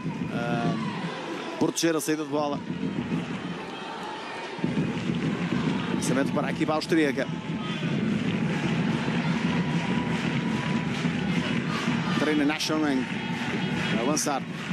Dolores a fazer o corte. Mais um lançamento agora em zona mais adiantada para a Áustria.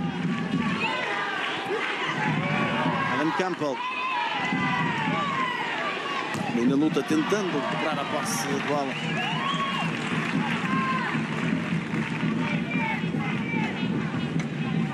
Lançamento para Portugal, para Joana Marchão.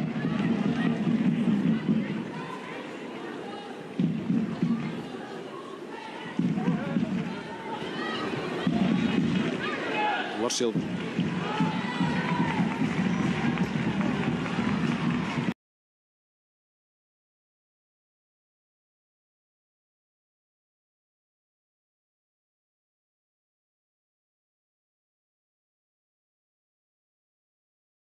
Och känner att ju mer man får spela, ju bättre blir jag i alla fall och växer som spelare. Så att det är väl först nu jag känner att jag verkligen har fått en tydlig och en viktig roll i det här landslaget. Jag har den här härliga bilden på näthinnan från dig när du var liten. När du sa dream big. Ja. Vad betyder fotbollen har kommit så här långt för dig? Nej, men fotbollen har alltid varit allt för mig. Ända sedan jag var liksom liten och spelade med min tvillingbrorsa ute på trädgården så har jag varit liksom otroligt målmedveten och tog steg redan som 15-åring och flyttade hemifrån, lämna familj och skola och allt vad det innebar. Så att jag vet alltid liksom att det är fotboll jag vill hålla på med. Så att någonstans så har jag alltid haft det i bakhuvudet. Jag har haft många tuffa år med skador och motgångar. Men ändå någonstans har det liksom legat i bakhuvudet att jag vill bli bäst. Och jag vill spela i landslaget och verkligen hela tiden.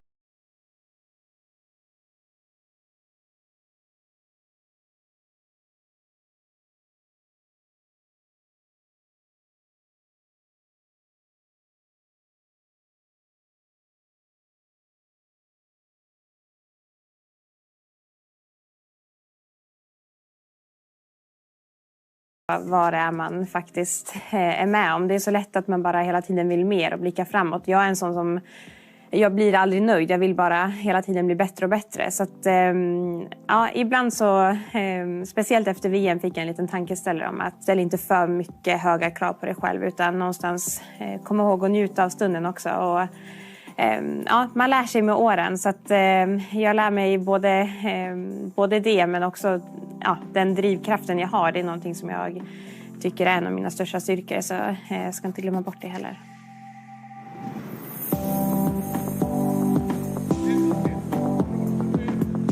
Att hon i det här landslaget känner att hon får vara den hon är betyder massor, säger hon. Det ger än större utrymme till spetskvaliteterna. Att med sin snabbhet hota i djupled och våga utmana. Och att det här var hennes absoluta styrkor, det insåg hon tidigt.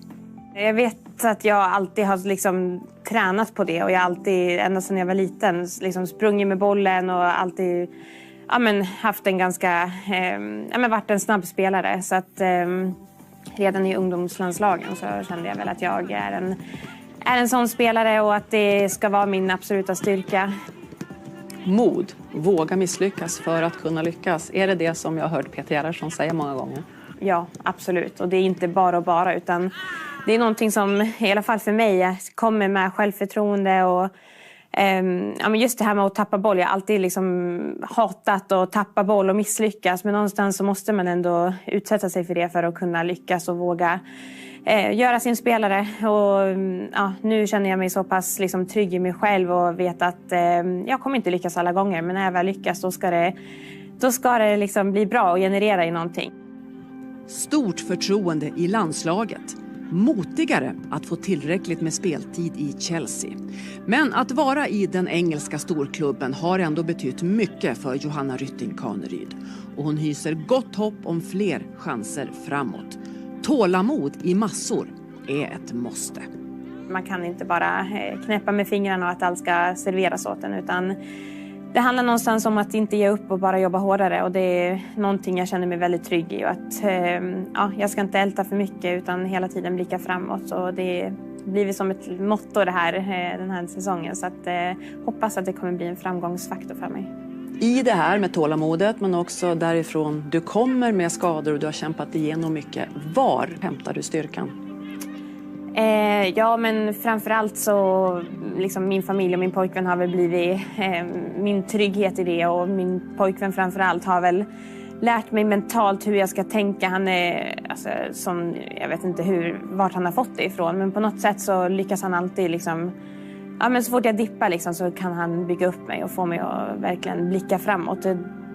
Jag skulle säga att han har varit helt otrolig. Hur mycket betyder det då att Anton Saletros då i AIK kan hela den här fotbollsbiten inifrån och ut också? Vad betyder det? Nej men jättemycket. Alltså, han har ju en inblick i allting och han vet direkt efter en match vad det är som har gått fel innan jag själv ens vet det. Så att han har svar på det mesta och men det är skönt att veta att jag kan prata med någon som verkligen kan sätta sig in i min situation. Jag har alltid haft ett motto, jag vet inte om det egentligen är levnadsord, men liksom motgång föder framgång. Det har varit något slags genom hela min karriär att har jag gått igenom alla de här tuffa tiderna och tuffa åren, så någonstans så måste det komma någonting positivt ur det. Så att det är någonting jag alltid haft med mig. Ja, Rytting Kaneryd som oftast kommer in och gör skillnad, eller numera oftast får förtroendet från start. Vad säger du om hennes första halvlek? Sådär, vi ska ha höga krav på Kaneryd. Jag tycker inte att hon har motsvarat de förväntningar jag hade på henne. Hon är ju en underbar spelare med en jättefart och tycker inte hon har kommit loss tillräckligt, och sen har varit lite slarvig i passningsspelet. Hon och Angeldal borde kunna ha lite bättre kombinationsspel. Vi har sett att de har faktiskt slarvat lite i det spelet. Så att jag förväntar mig mer utav Kaneryd i andra halvlek. Det finns stor förbättringspotential på flera håll här ju i Sverige. Definitivt. Vi såg ju på ritet tidigare hur Sverige slarvade, men självklart så måste man höja sig. Och nu får man väl ta med sig det här fredagsmatchen mot Schweiz, där man verkligen höjde sig i andra halvlek. Och jag förväntar mig att man gör så också. Och sen samtidigt måste man vara på tårna när det gäller Italien, för att det är ett farligt offensivt lag. Italien som alltså så när fick 0-0 mot Spanien. Spanien vann till slut med 1-0 i Italien. Och Spanien har alltså 2-0 borta mot Schweiz. Hade 2-0 redan efter 11 minuter. Har spelat en halvtimme ungefär där nu. Det här sätter ju press på Sverige inte minst. Och tror du att spelarna får veta det här? Ja, men det är klart att de kanske får höra.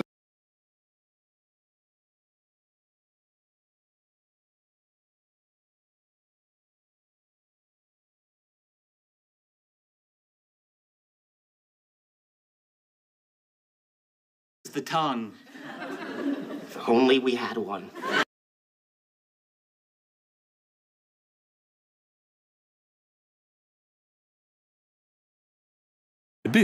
Byggmaterial, tjänster och rådgivning. Och KVD Bil, en digital bilaffär. Inom kort så är det tid för den andra halvleken mellan blåklädda Italien och Sverige här i Malmö. Hanna Lundqvist är på väg in. Hon har gjort 5 landskamper till vardags i Atletico Madrid. Och det är en av många spelare som är lite yngre på bänken. Många framtidsspelare. Nathalie Björn utgår. Och Hanna Lundqvist ersätter alltså. Vi sitter också och pratar om en sån spelare, du och jag, Jane och Daniel, Rosa Cafaggi, som har varit bra på träningarna och är på väg att göra sin landslagsdebut. En sån där spelare som bryter mönster. Se om hon kan få spela i den här matchen. Alltså in då med Hanna Lundqvist, vad tänker du då? Ja, men jag tänker att Nathalie Björn har någon typ av känning. Annars skulle hon säkert ha fortsatt spela den här matchen. Men intressant. Och Sverige behöver ju också, de yngre spelarna behöver ju få möjlighet att spela. Och Hanna Lundqvist är en rätt allround-spelare. Man har offensiva kvaliteter. Och i och med att Spanien har en klar ledning just nu borta mot Schweiz, så har vi ett måsteläge i den här matchen för Sverige mot Italien.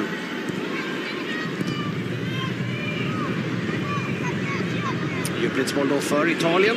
Bonfantini.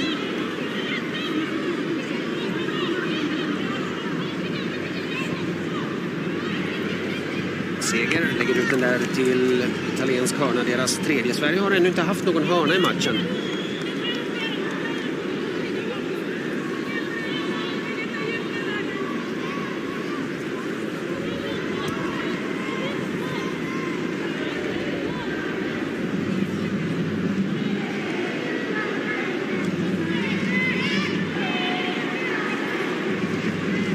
Reggie vid hörnan. Där står också Giuliano.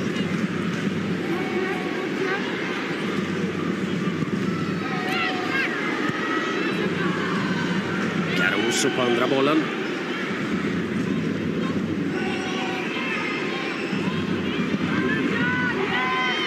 Får en fin start här, Hanna Lundqvist.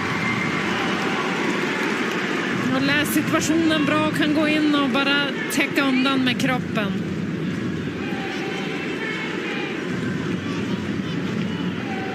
Tror du att de svenska spelarna är medvetna om att Spanien har en ledning mot Schweiz? Jag vet inte om de har pratat om, men jag tänker att Sverige, att det var ganska tydligt att man tror att Spanien kommer att gå ren. Att man inte har förväntat sig nästan att få den hjälpen.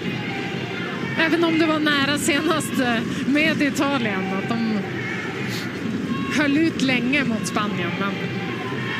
Ja, där är det mål så är det mål i den 89:e matchminuten.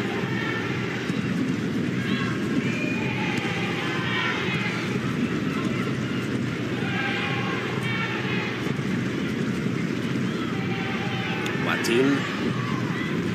Kommer den här djupledsbollen som är intressant för Italiens del. Inåt bakåt finns också Caruso med. Hon är helt omarkerad. Och så kommer ett skott istället här på Sembrant och det är ny hörna för Italien. Ja, det var bra val det för Sverige, för Caruso var helt fri inåt bakåt.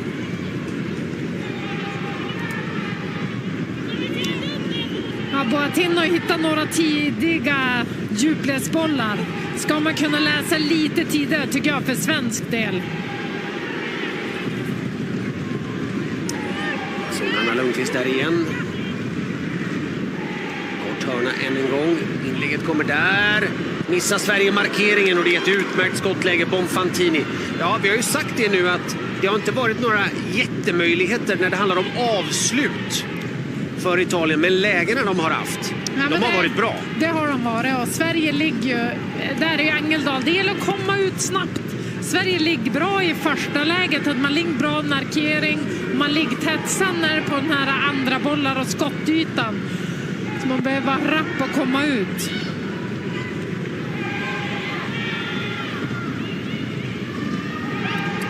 Andersson.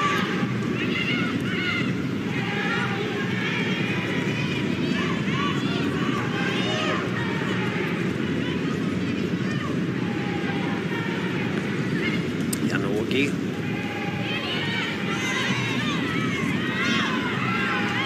Blir faktiskt italienskt inkast. Milad, har du någon information gällande bytet som vi såg nyss? Ingenting bekräftat, men jag såg i slutet av den första hur Nathalie Björn tog sig för vänster baksida. Hon var hårt tejpad där också, så att det kan finnas möjlighet att hänga ihop det där. Jag ser också att Ann Andregård har tagit på sig benskydden och börjar värma upp här, så vi får se om hon är på väg in.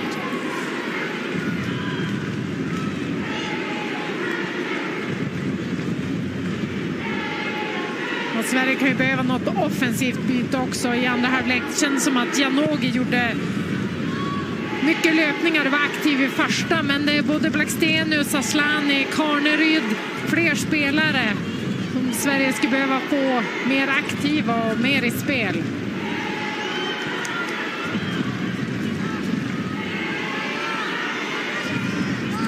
Greggi.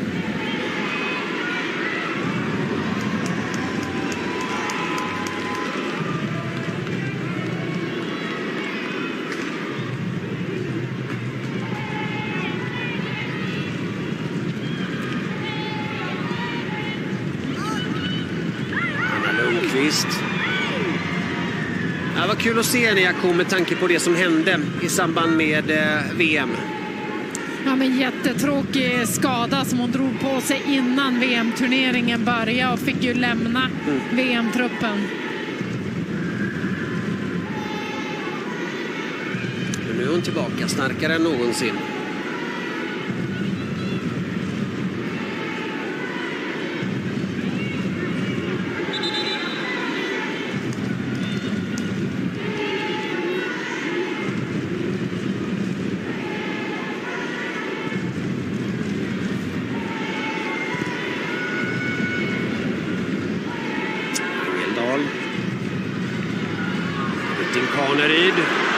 Sverige kommer med 4 spelare mot Italiens 2.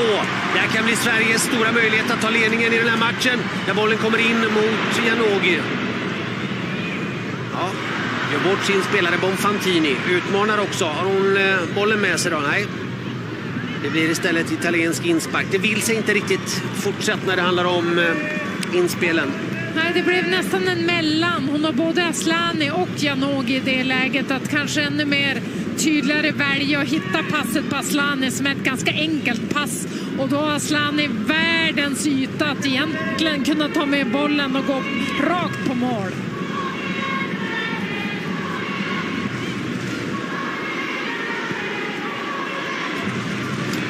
Janogy.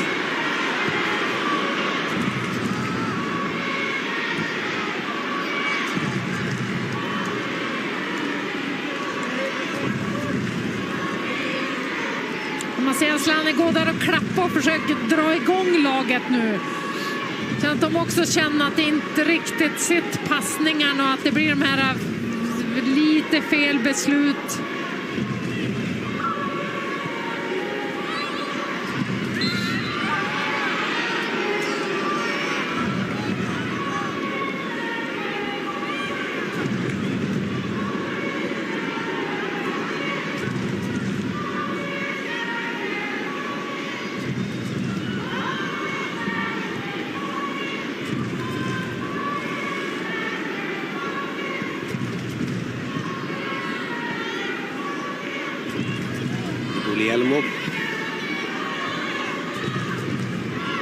Giuliano.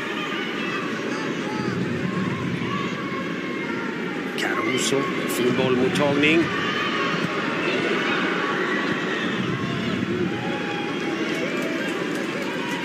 Sverige behöver energi. Sverige behöver göra en del positiva saker på planen. Det är en rad spelare som har ganska stor portion frustration. Det märks.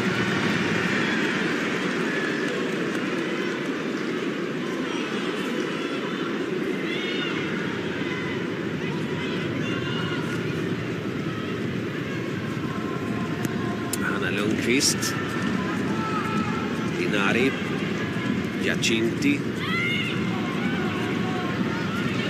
Kolla på den här situationen för en liten stund sedan. Sembrant och Giacinti. Nej, det var ingenting.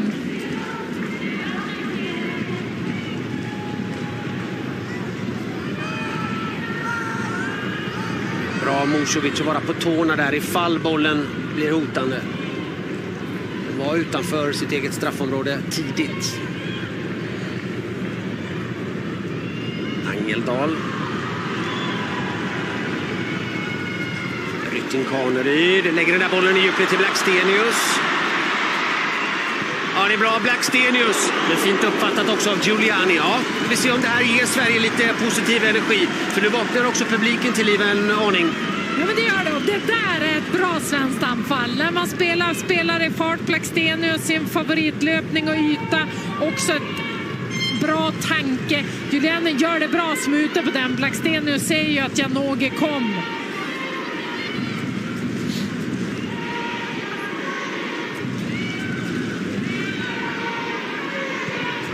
Vaket av Hanna Lundqvist. Asllani förlänger där också till Rytting Kaneryd. Kommer in bollen till Blackstenius. Ja. Ja, lite bättre tryck just så där. Man släpper spelare som kommer i full fart. Enkelt spela på den som spelar som kommer i hög hastighet. Och det är också ett bra inspel av Kaneryd.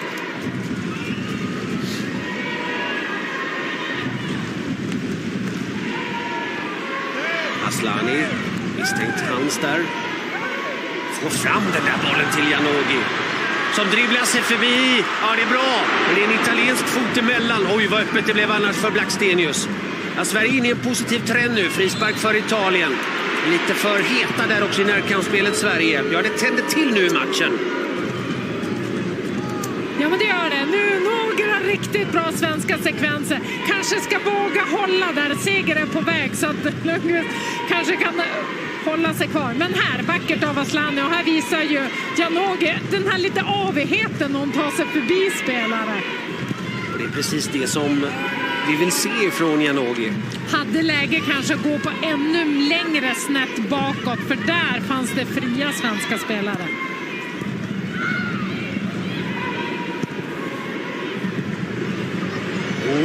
Det kan bli ett superläge. Det är 1-0 för Italien. Det är en kalldusch för Sverige. Italien tar ledningen. Giacinti. Och nu är OS-drömmarna långt borta.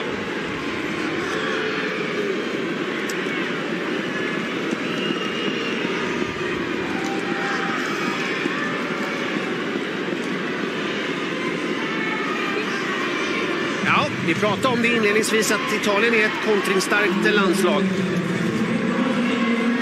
Det är en bra löpning och där Sembrant kanske har flyttat över lite långt. Och så är det Musovic som har, om hon är på väg ut i första läget med när djupledsbollen kom, som gör att hon är ur position. Och ur balans också, för det är inte ett helt omöjligt avslut att ta.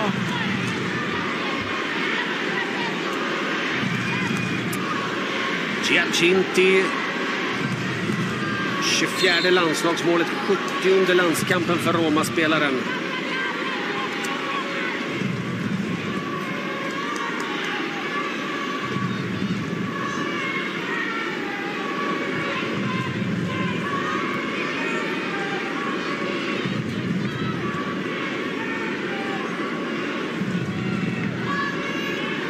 I ett läge alltså när Sverige var på väg att ta över den här matchen. Starkt av Italien. Ja, det blir det psykologiskt jobbigt med när man har haft bra lägen själv. Angeldal, hinner hon en Rytting Kaneryd.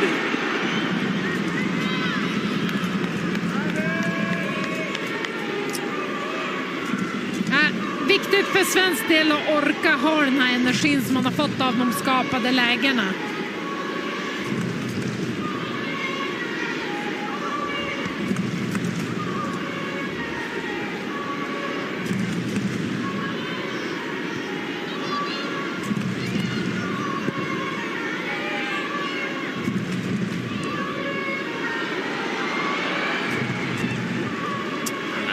Bra igen. Aslani måste kliva fram än mer nu. Ja, det är bra henne. Där är Blackstenius. Uppoffrande i Italien. Seger. John Andersson.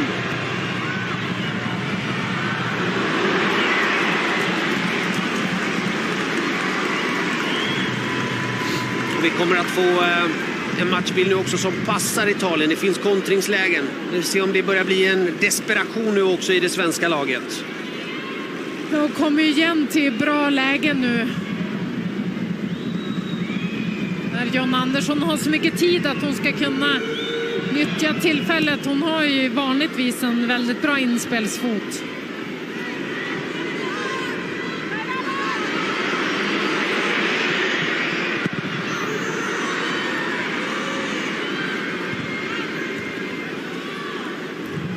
Blackstenius. Ja, vi ser om det blir någon eller några förändringar i det svenska laget. Anvegård tycks vara på väg in. Vi ser henne där nere. Tar av sig rosa västen. John Andersson. Blackstenius. Vicklig till Angeldal. Rytting Kaneryd. Angeldal hinner hon där nog kasta sig. Återigen en förbrant boll. En lite för hårt slagen boll.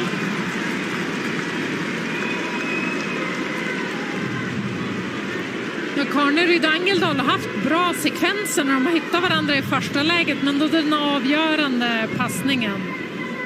Offrar sig där helhjärtat Angeldal. Gör vad hon kan på den där bollen. 30 minuter kvar av ordinarie tid.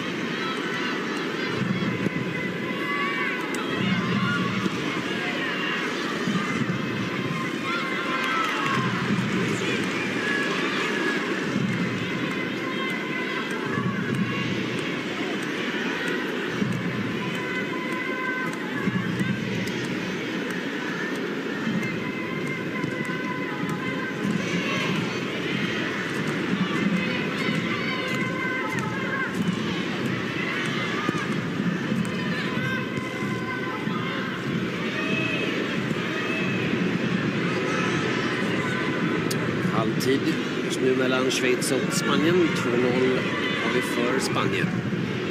Sembrant.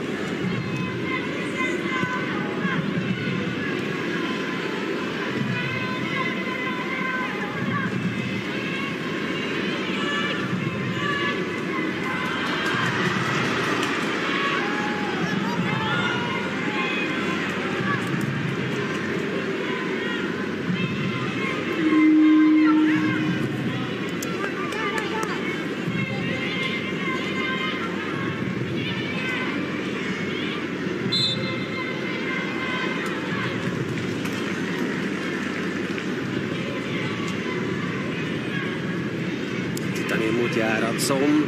Han tittar upp mot klockan. Matilda Winberg. Anna Lundqvist har kommit in. Anvegård och Winberg troliga inhoppare. Kan bli så att Matilda Winberg kommer in först.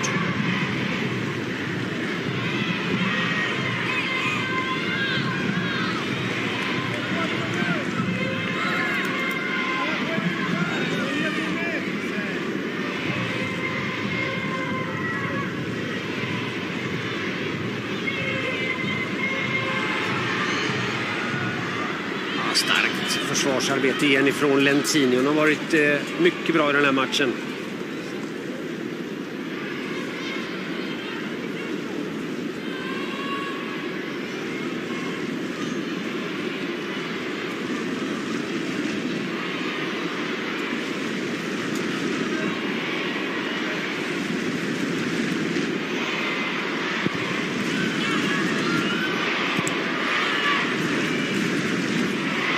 Fantini.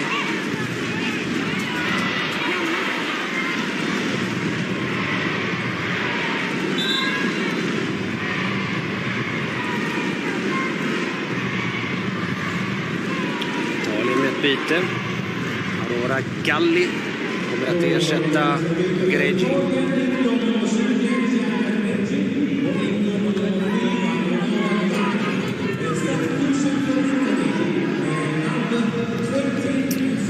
Ja, Milad, det är ett flertal byten som är på gång. Berätta. Precis, Winberg och Anvegård som du var inne på väg in för Sverige. De andra tre som värmer upp intensivt är Rosa Kafaji, Sofia Jakobsson och Hanna Bennison. Men det finns också lite frågetecken kring Madeleine Janogy som gick och tog sig för ryggslutet alldeles nyss. De försökte stämma av läget med Janogy som gav tummen upp här. Så vi får se om de plockar av Janogy eller väljer på den. Aslani och Blackstenius ut. In med Anvegård och även Matilda Winberg. Vad säger du om de bytena? Jag känner att det känns väldigt naturligt att byta ut Blackstenius i det här läget och Anvegård in. Vi får in henne i straffområdet på mycket inspel. Det där tar illa på Seger men även på italienskan Cambiaghi. Aj.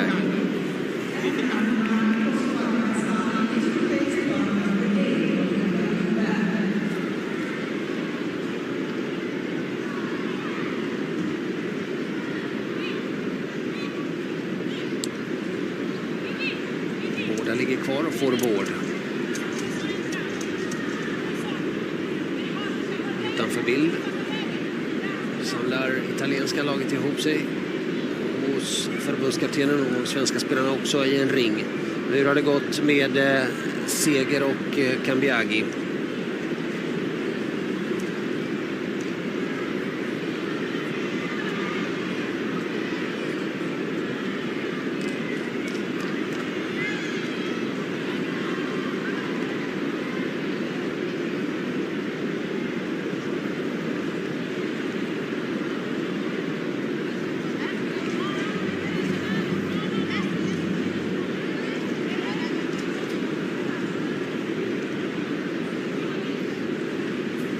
Situation. Aj.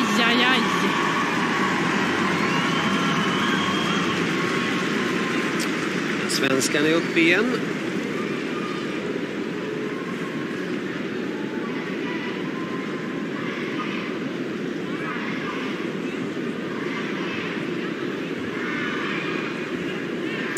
Sverige är också på väg att byta in Julia Sigiotti Olme. Italienskan ligger ännu kvar. Återstår att se om Seger fortsätter den här matchen. Och det var en rejäl smäll hon fick. Är redan en blåtira.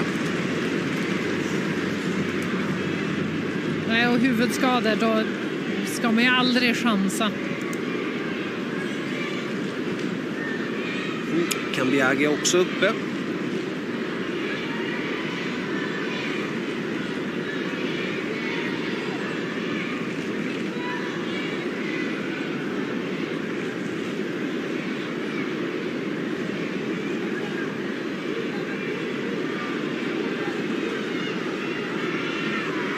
sannolikt det säkra före det osäkra här och tar ut seger. Precis som du är inne på, finns inga som helst tecken på att hon fortsätter här väl.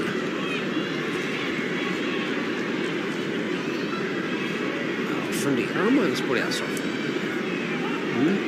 Sigiotti Olme står beredd och hon tar på sig västen igen. Jag trodde att hon skulle komma in, var helt säker på det, men Seger kommer att fortsätta. Den såg jag inte komma. Ja, då är hon uppenbarligen så pass bra så att hon fortsätter, och det gör också Kambiagi. Vi var alltså inne på bytena där. Matilda Winberg till vardags i Hammarby gör sin 4:e landskamp och Anna Anvegård kommer in. Häckenspelaren. Matilda Winberg också har varit bra i Hammarby. Formstark spelare, löp mycket, bra i pressspelet. 28 landskampen för Anvegård.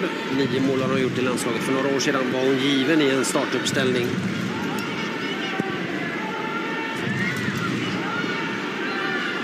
Sverige måste alltså vända det här och vinna.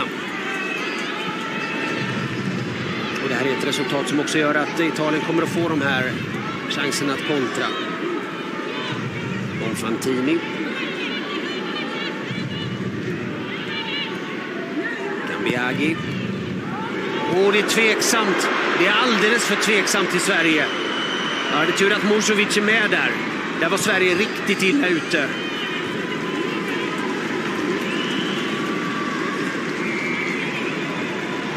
Ja, det är ett lurigt inspel.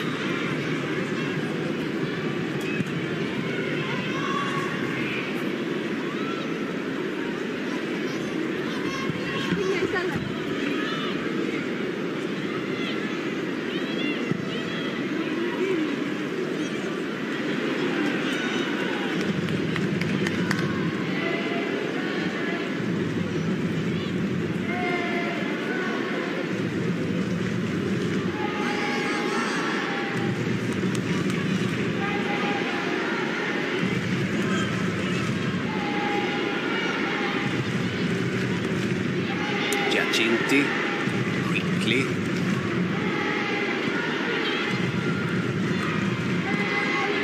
Kambiagi.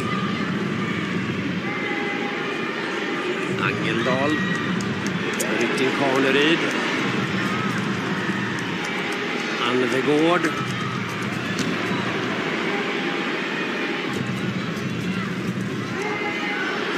Janogy.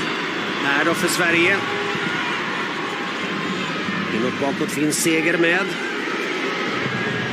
Angeldal kan förlänga ut på högerkanten. Där är Lundqvist. 4 svenskar in i straffområdet. Kommer inlägget. Ja, det är lätt att säga nu efteråt. Janogy är tveksam där. Hade hon fullföljt sin löpning, ja, då hade det sannolikt varit 1-1. Ja, det är ju ett bra inlägg. Man kanske tolkar det som att man tror att det ska gå för nära mål. Eller det blir en här man slutar löpningen. Men det är klart, full fart där in. Då är det mål. Men Sverige skulle komma tillbaka till det. Innan det blev det avbrottet och innan man släppte in målet hade man ju de sekvenserna. När man lyckas sitta ut på kanten och kunde komma runt.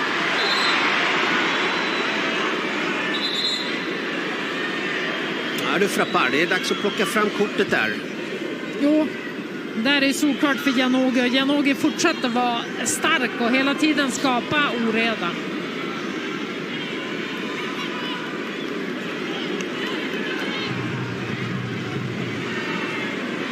Angeldal vid frisparken.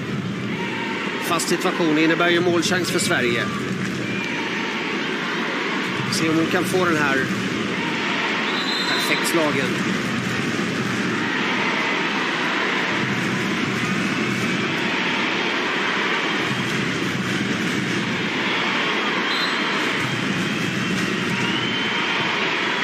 Målvakten kommer ut. Winberg. Anvegård. Seger. Och det är kalabalik in i straffområdet. Bollen kommer in igen. Där är Anvegård. Och så är det avblåst.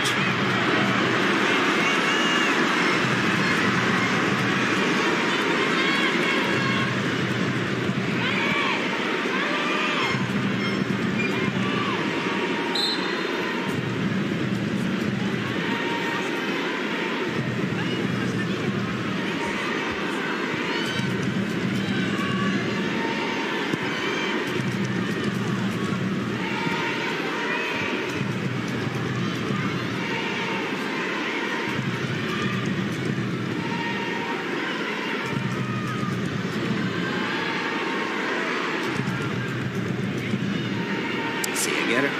Ja, bra gjort av henne. Rutin Kaneryd. Janogy.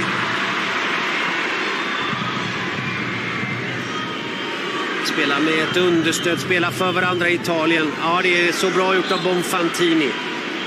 Det är ett Italien som spelar klokt.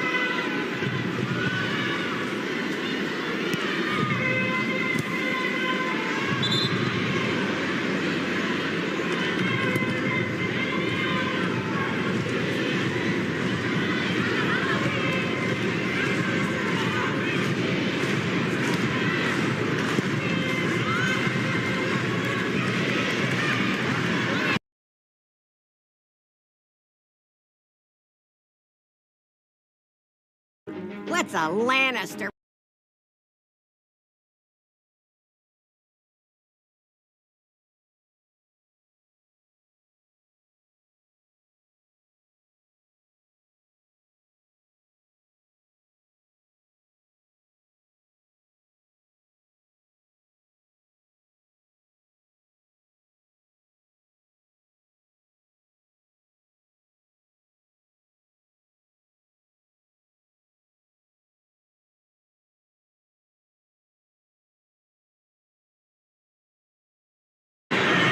Bollen bedöms vara ute i första momentet. Sverige protesterar.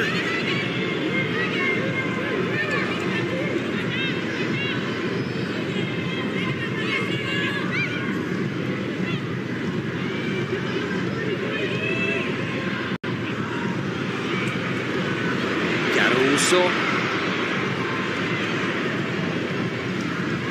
Och det är ju Sverige som också behöver börja chansa lite mer nu att få upp laget och fler spelare i offensiven. Nu måste de där bollarna också komma fram i djupled.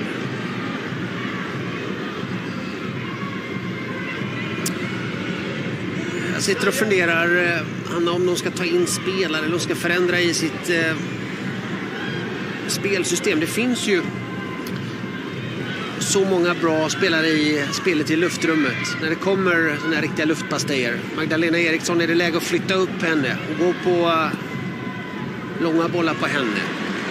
Hur tänker du? Ja, men kanske om en stund. Inte redan med henne i straffområdet. Men Sverige behöver ju lyfta spelet och få den. Jag tycker man måste sätta de här passningarna som man gjorde efter kanten på spelare som kan springa och trycka ner Italien igen. Sverige behöver göra 2 mål. Oavgjort räcker sannolikt inte, för då ska alltså Spanien tappa poäng sen i sina återstående hemmamatcher mot Italien. Sen behöver Sverige vinna i den sista matchen då mot Spanien. Ja, känns inte speciellt sannolikt.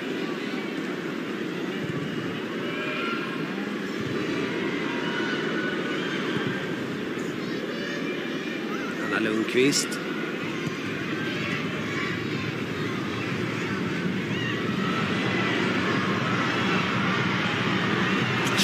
Hårt Angeland, men vill sig inte riktigt i passningsspelet. Hon jobbar hårt. Hon är ju annars så passningsskicklig.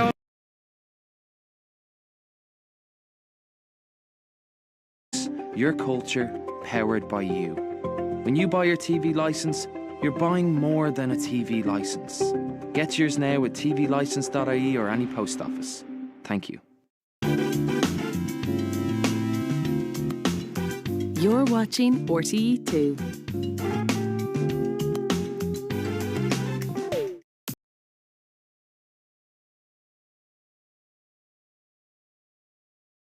Och som det blir med mycket byten, med frisparkar, blir stopp och väldigt få längre spelsekvenser.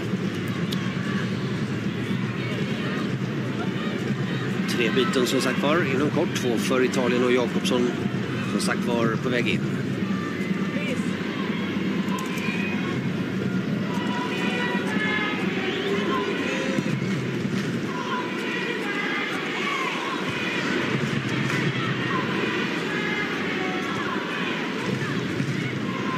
Kambiagi.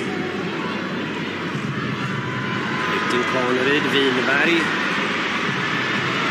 Ja, hinner hon här Rytting Kaneryd? Hon först. Italienskan är där med långa foten. Och sen därefter också Lenzini. Som så många gånger förr.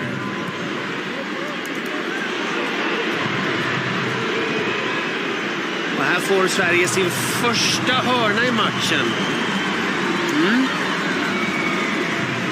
Och där har man ju ett stort övertag på Italien. Men Italien har försvarat klokt också inte bjuda Sverige på några hörnor. 19:10 står det på den där skylten. Rytting Kaneryd ut. Och Sofia Jakobsson kommer alltså in. Proffs i USA.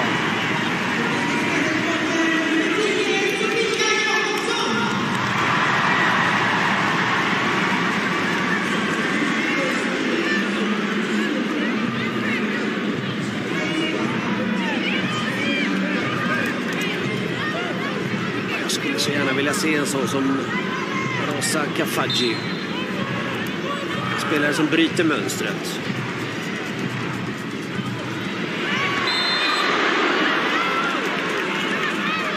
Så är det frispark för Italien.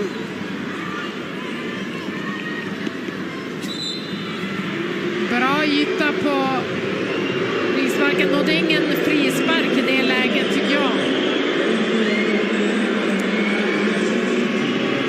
Giacinti utgår. Bonansea kommer in. Och nu är det många italiensker som har lite ont. Ja, men de har ju fått det här. Jag var inne på det tidigare. Väldigt mycket avbrott i matchen som gör också att Sverige, det blir så svårt att få något flyt i spelet och komma igång. När man har gjort byten också. Man vill ha lite längre spel. Giacinti med matchens enda mål. Det blir en hyfsad bollmottagning. Och så då matchens enda målskytt. Nu har hon spelat färdigt också. 11 376 åskådare på plats här i Malmö. Ser också Benedetta Leonna komma in. Bonfantini ut.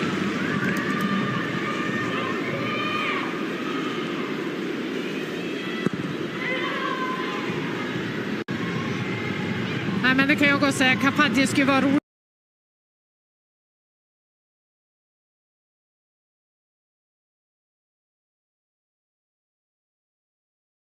Madden's area command has no knowledge of Dana's arrest. Then where is she? When I push the point...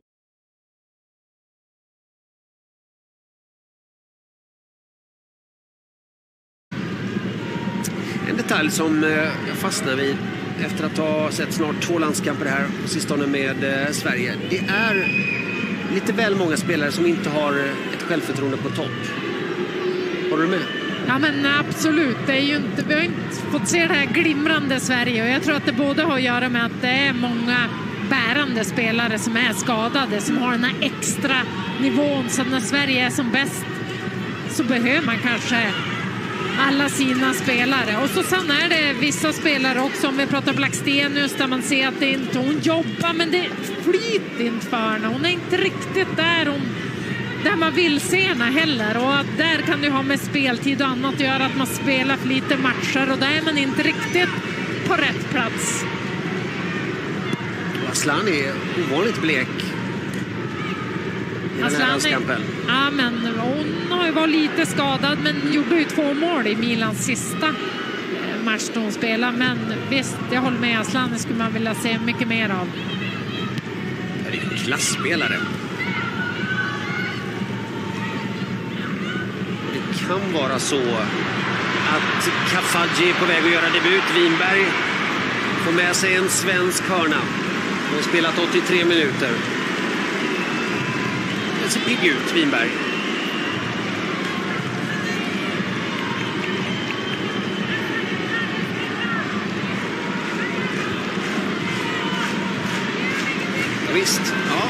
Rosa Kafaji kan vara på väg in. I så fall landslagsdebut för Häckenspelaren som började sin karriär i Kallhäll.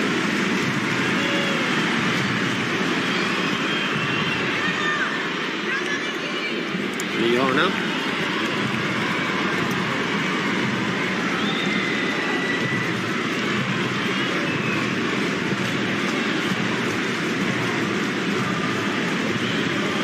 Bättre hörna denna gång. Italien får iväg den där bollen. Det är den bästa målchansen för Sverige här i den andra halvleken. Janogy.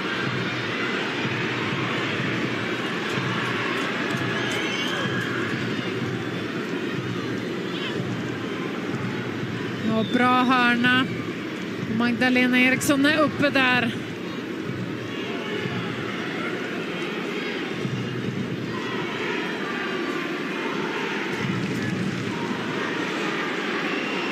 Bestämt också av målvakten Giuliani.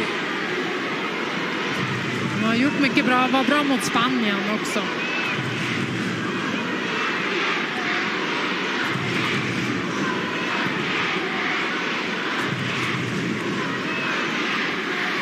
Nu är det väl ändå dags att flytta upp en sån som Magdalena Eriksson. Nu är det bara 5 minuter kvar snart av ordinarie tid. Ja, nu kan ju Sverige välja att göra det och gå ner på en trebackslinje. Anvegård, ja, synd. Helt rätt tänkt där.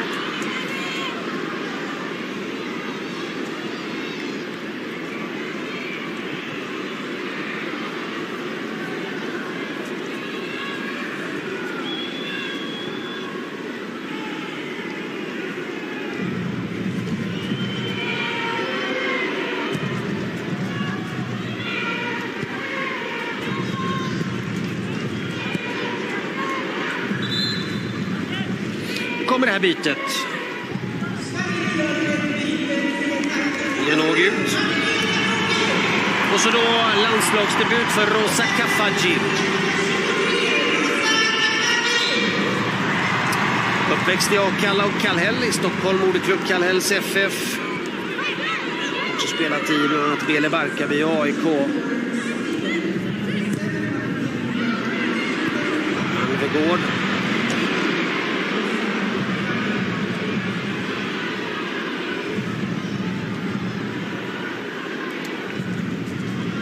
Och Sverige är på väg mot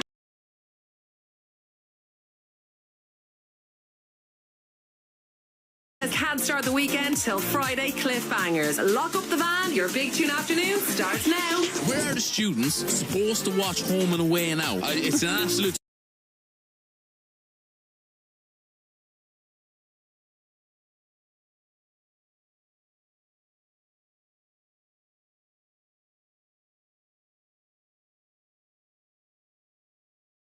tidstillägg också i den här matchen. Engeldal vid frisparken.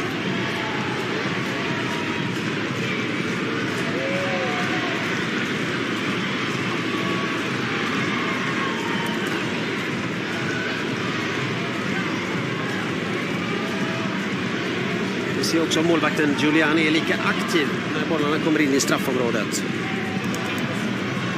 Vi har en liten luring här också i Italien. Kan Biagi gå ner och vårdas och plåstras om, men hon kan komma in vilken sekund som helst där och vara ensam spelare då i en kontring. Eller är det så här att hon har spelat klart? Vi får se. Ja, hon har spelat klart. Det blir ett snabbt byte här i slutminuterna. Girelli inkommer.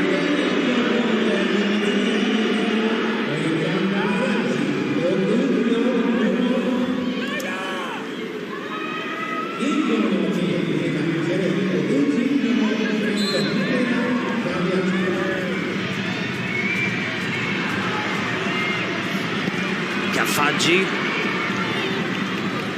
Ja, det hade varit någonting om hon gjort mål där i sin första touch.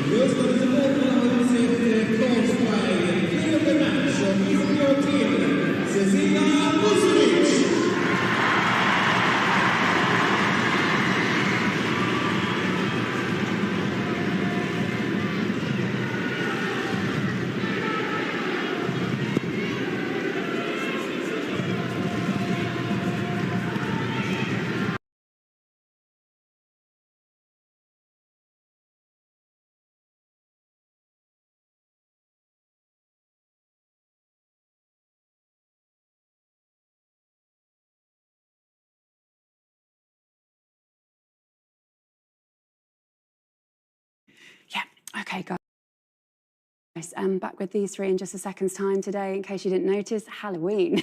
Your door's probably going crazy right now. Last week, Millie Bright and Rachel Daly, they got into the mood a little bit, decided to spook their teammates. That's Alex Green. We're getting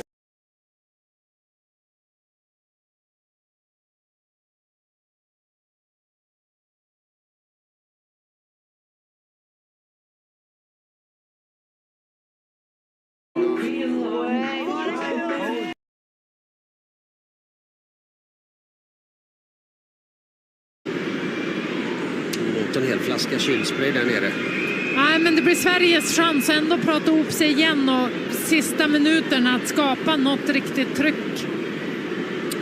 Och det här landslaget som har varit så framgångsrikt under många år är på väg mot en framtid som inte är riktigt lika ljus sett till OS om vi börjar där. Är chanserna borta nu om det blir 0-1 eller oavgjort här? Sverige behöver egentligen vinna samtidigt som hon är uppe där på benen, Bonansea. Jo, det har ju verkligen varit en vana att Sverige är med i alla mästerskap och OS. Och minst 8 minuters tidstillägg kommer det vara minst.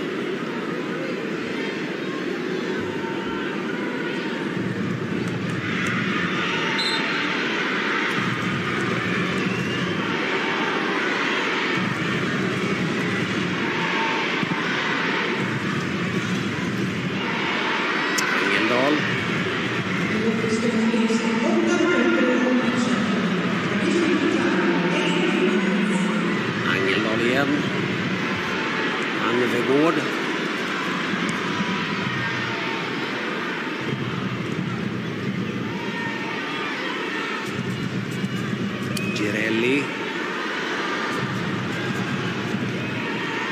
Cafaggi. Sofia Jakobsson. Ja, det är bra. Men hon läser spelet föredömligt, den här målvakten Giuliani. Och där behöver Sverige också fler löpningar in i straffområdet.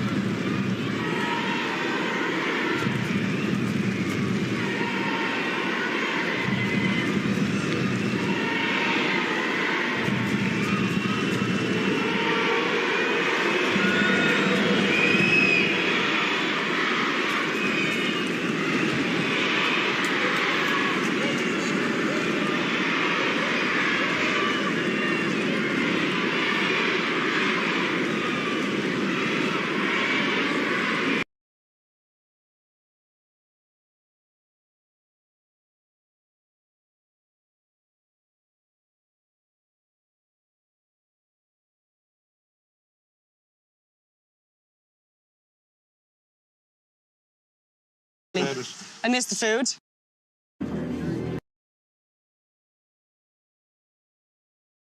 First half was even finished with the amount of water that was on the surface. Never mind the managing. First half was even finished with the amount of water that was on the surface. Never mind them managing to get it cleared for the start of the second half, but hopefully it can stay this way and we can see the game out. That was Abby Larkin.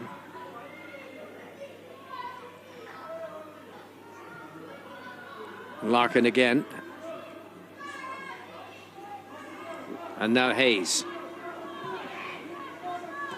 Denise O'Sullivan. Just again, two players on her, making it very difficult for her. Hamidi. Important block that by Caldwell at the expense of a throw.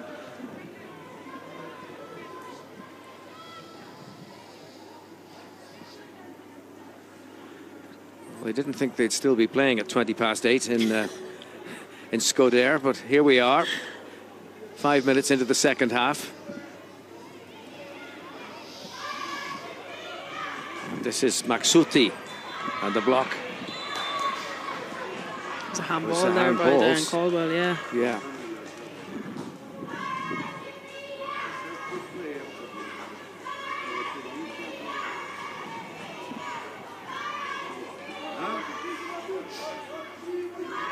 So free kick in a good position for Albania.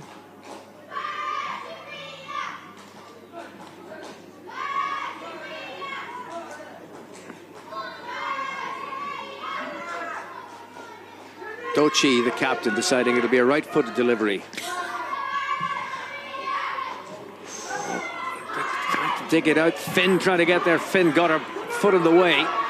And the Irish defence not looking all that secure in that particular instant. Headed away by Louise Quinn and then delivered back again by Franja. But Brosnan able to bring it under control. But the game has been stopped for that injury to the Albanian player. A little bit too close for comfort there from that free kick in a wide area. Ireland would be looking to calm themselves a little bit more.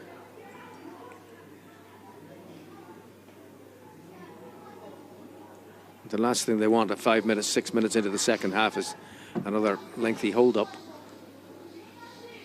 Nothing worse as a player than having the lengthy pause that they had there at half-time.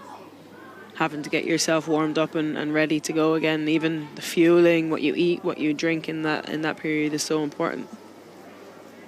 Interesting that Katie McCabe had brought a banana onto the pitch for the warm-up. Let us just hope this is not a banana skin.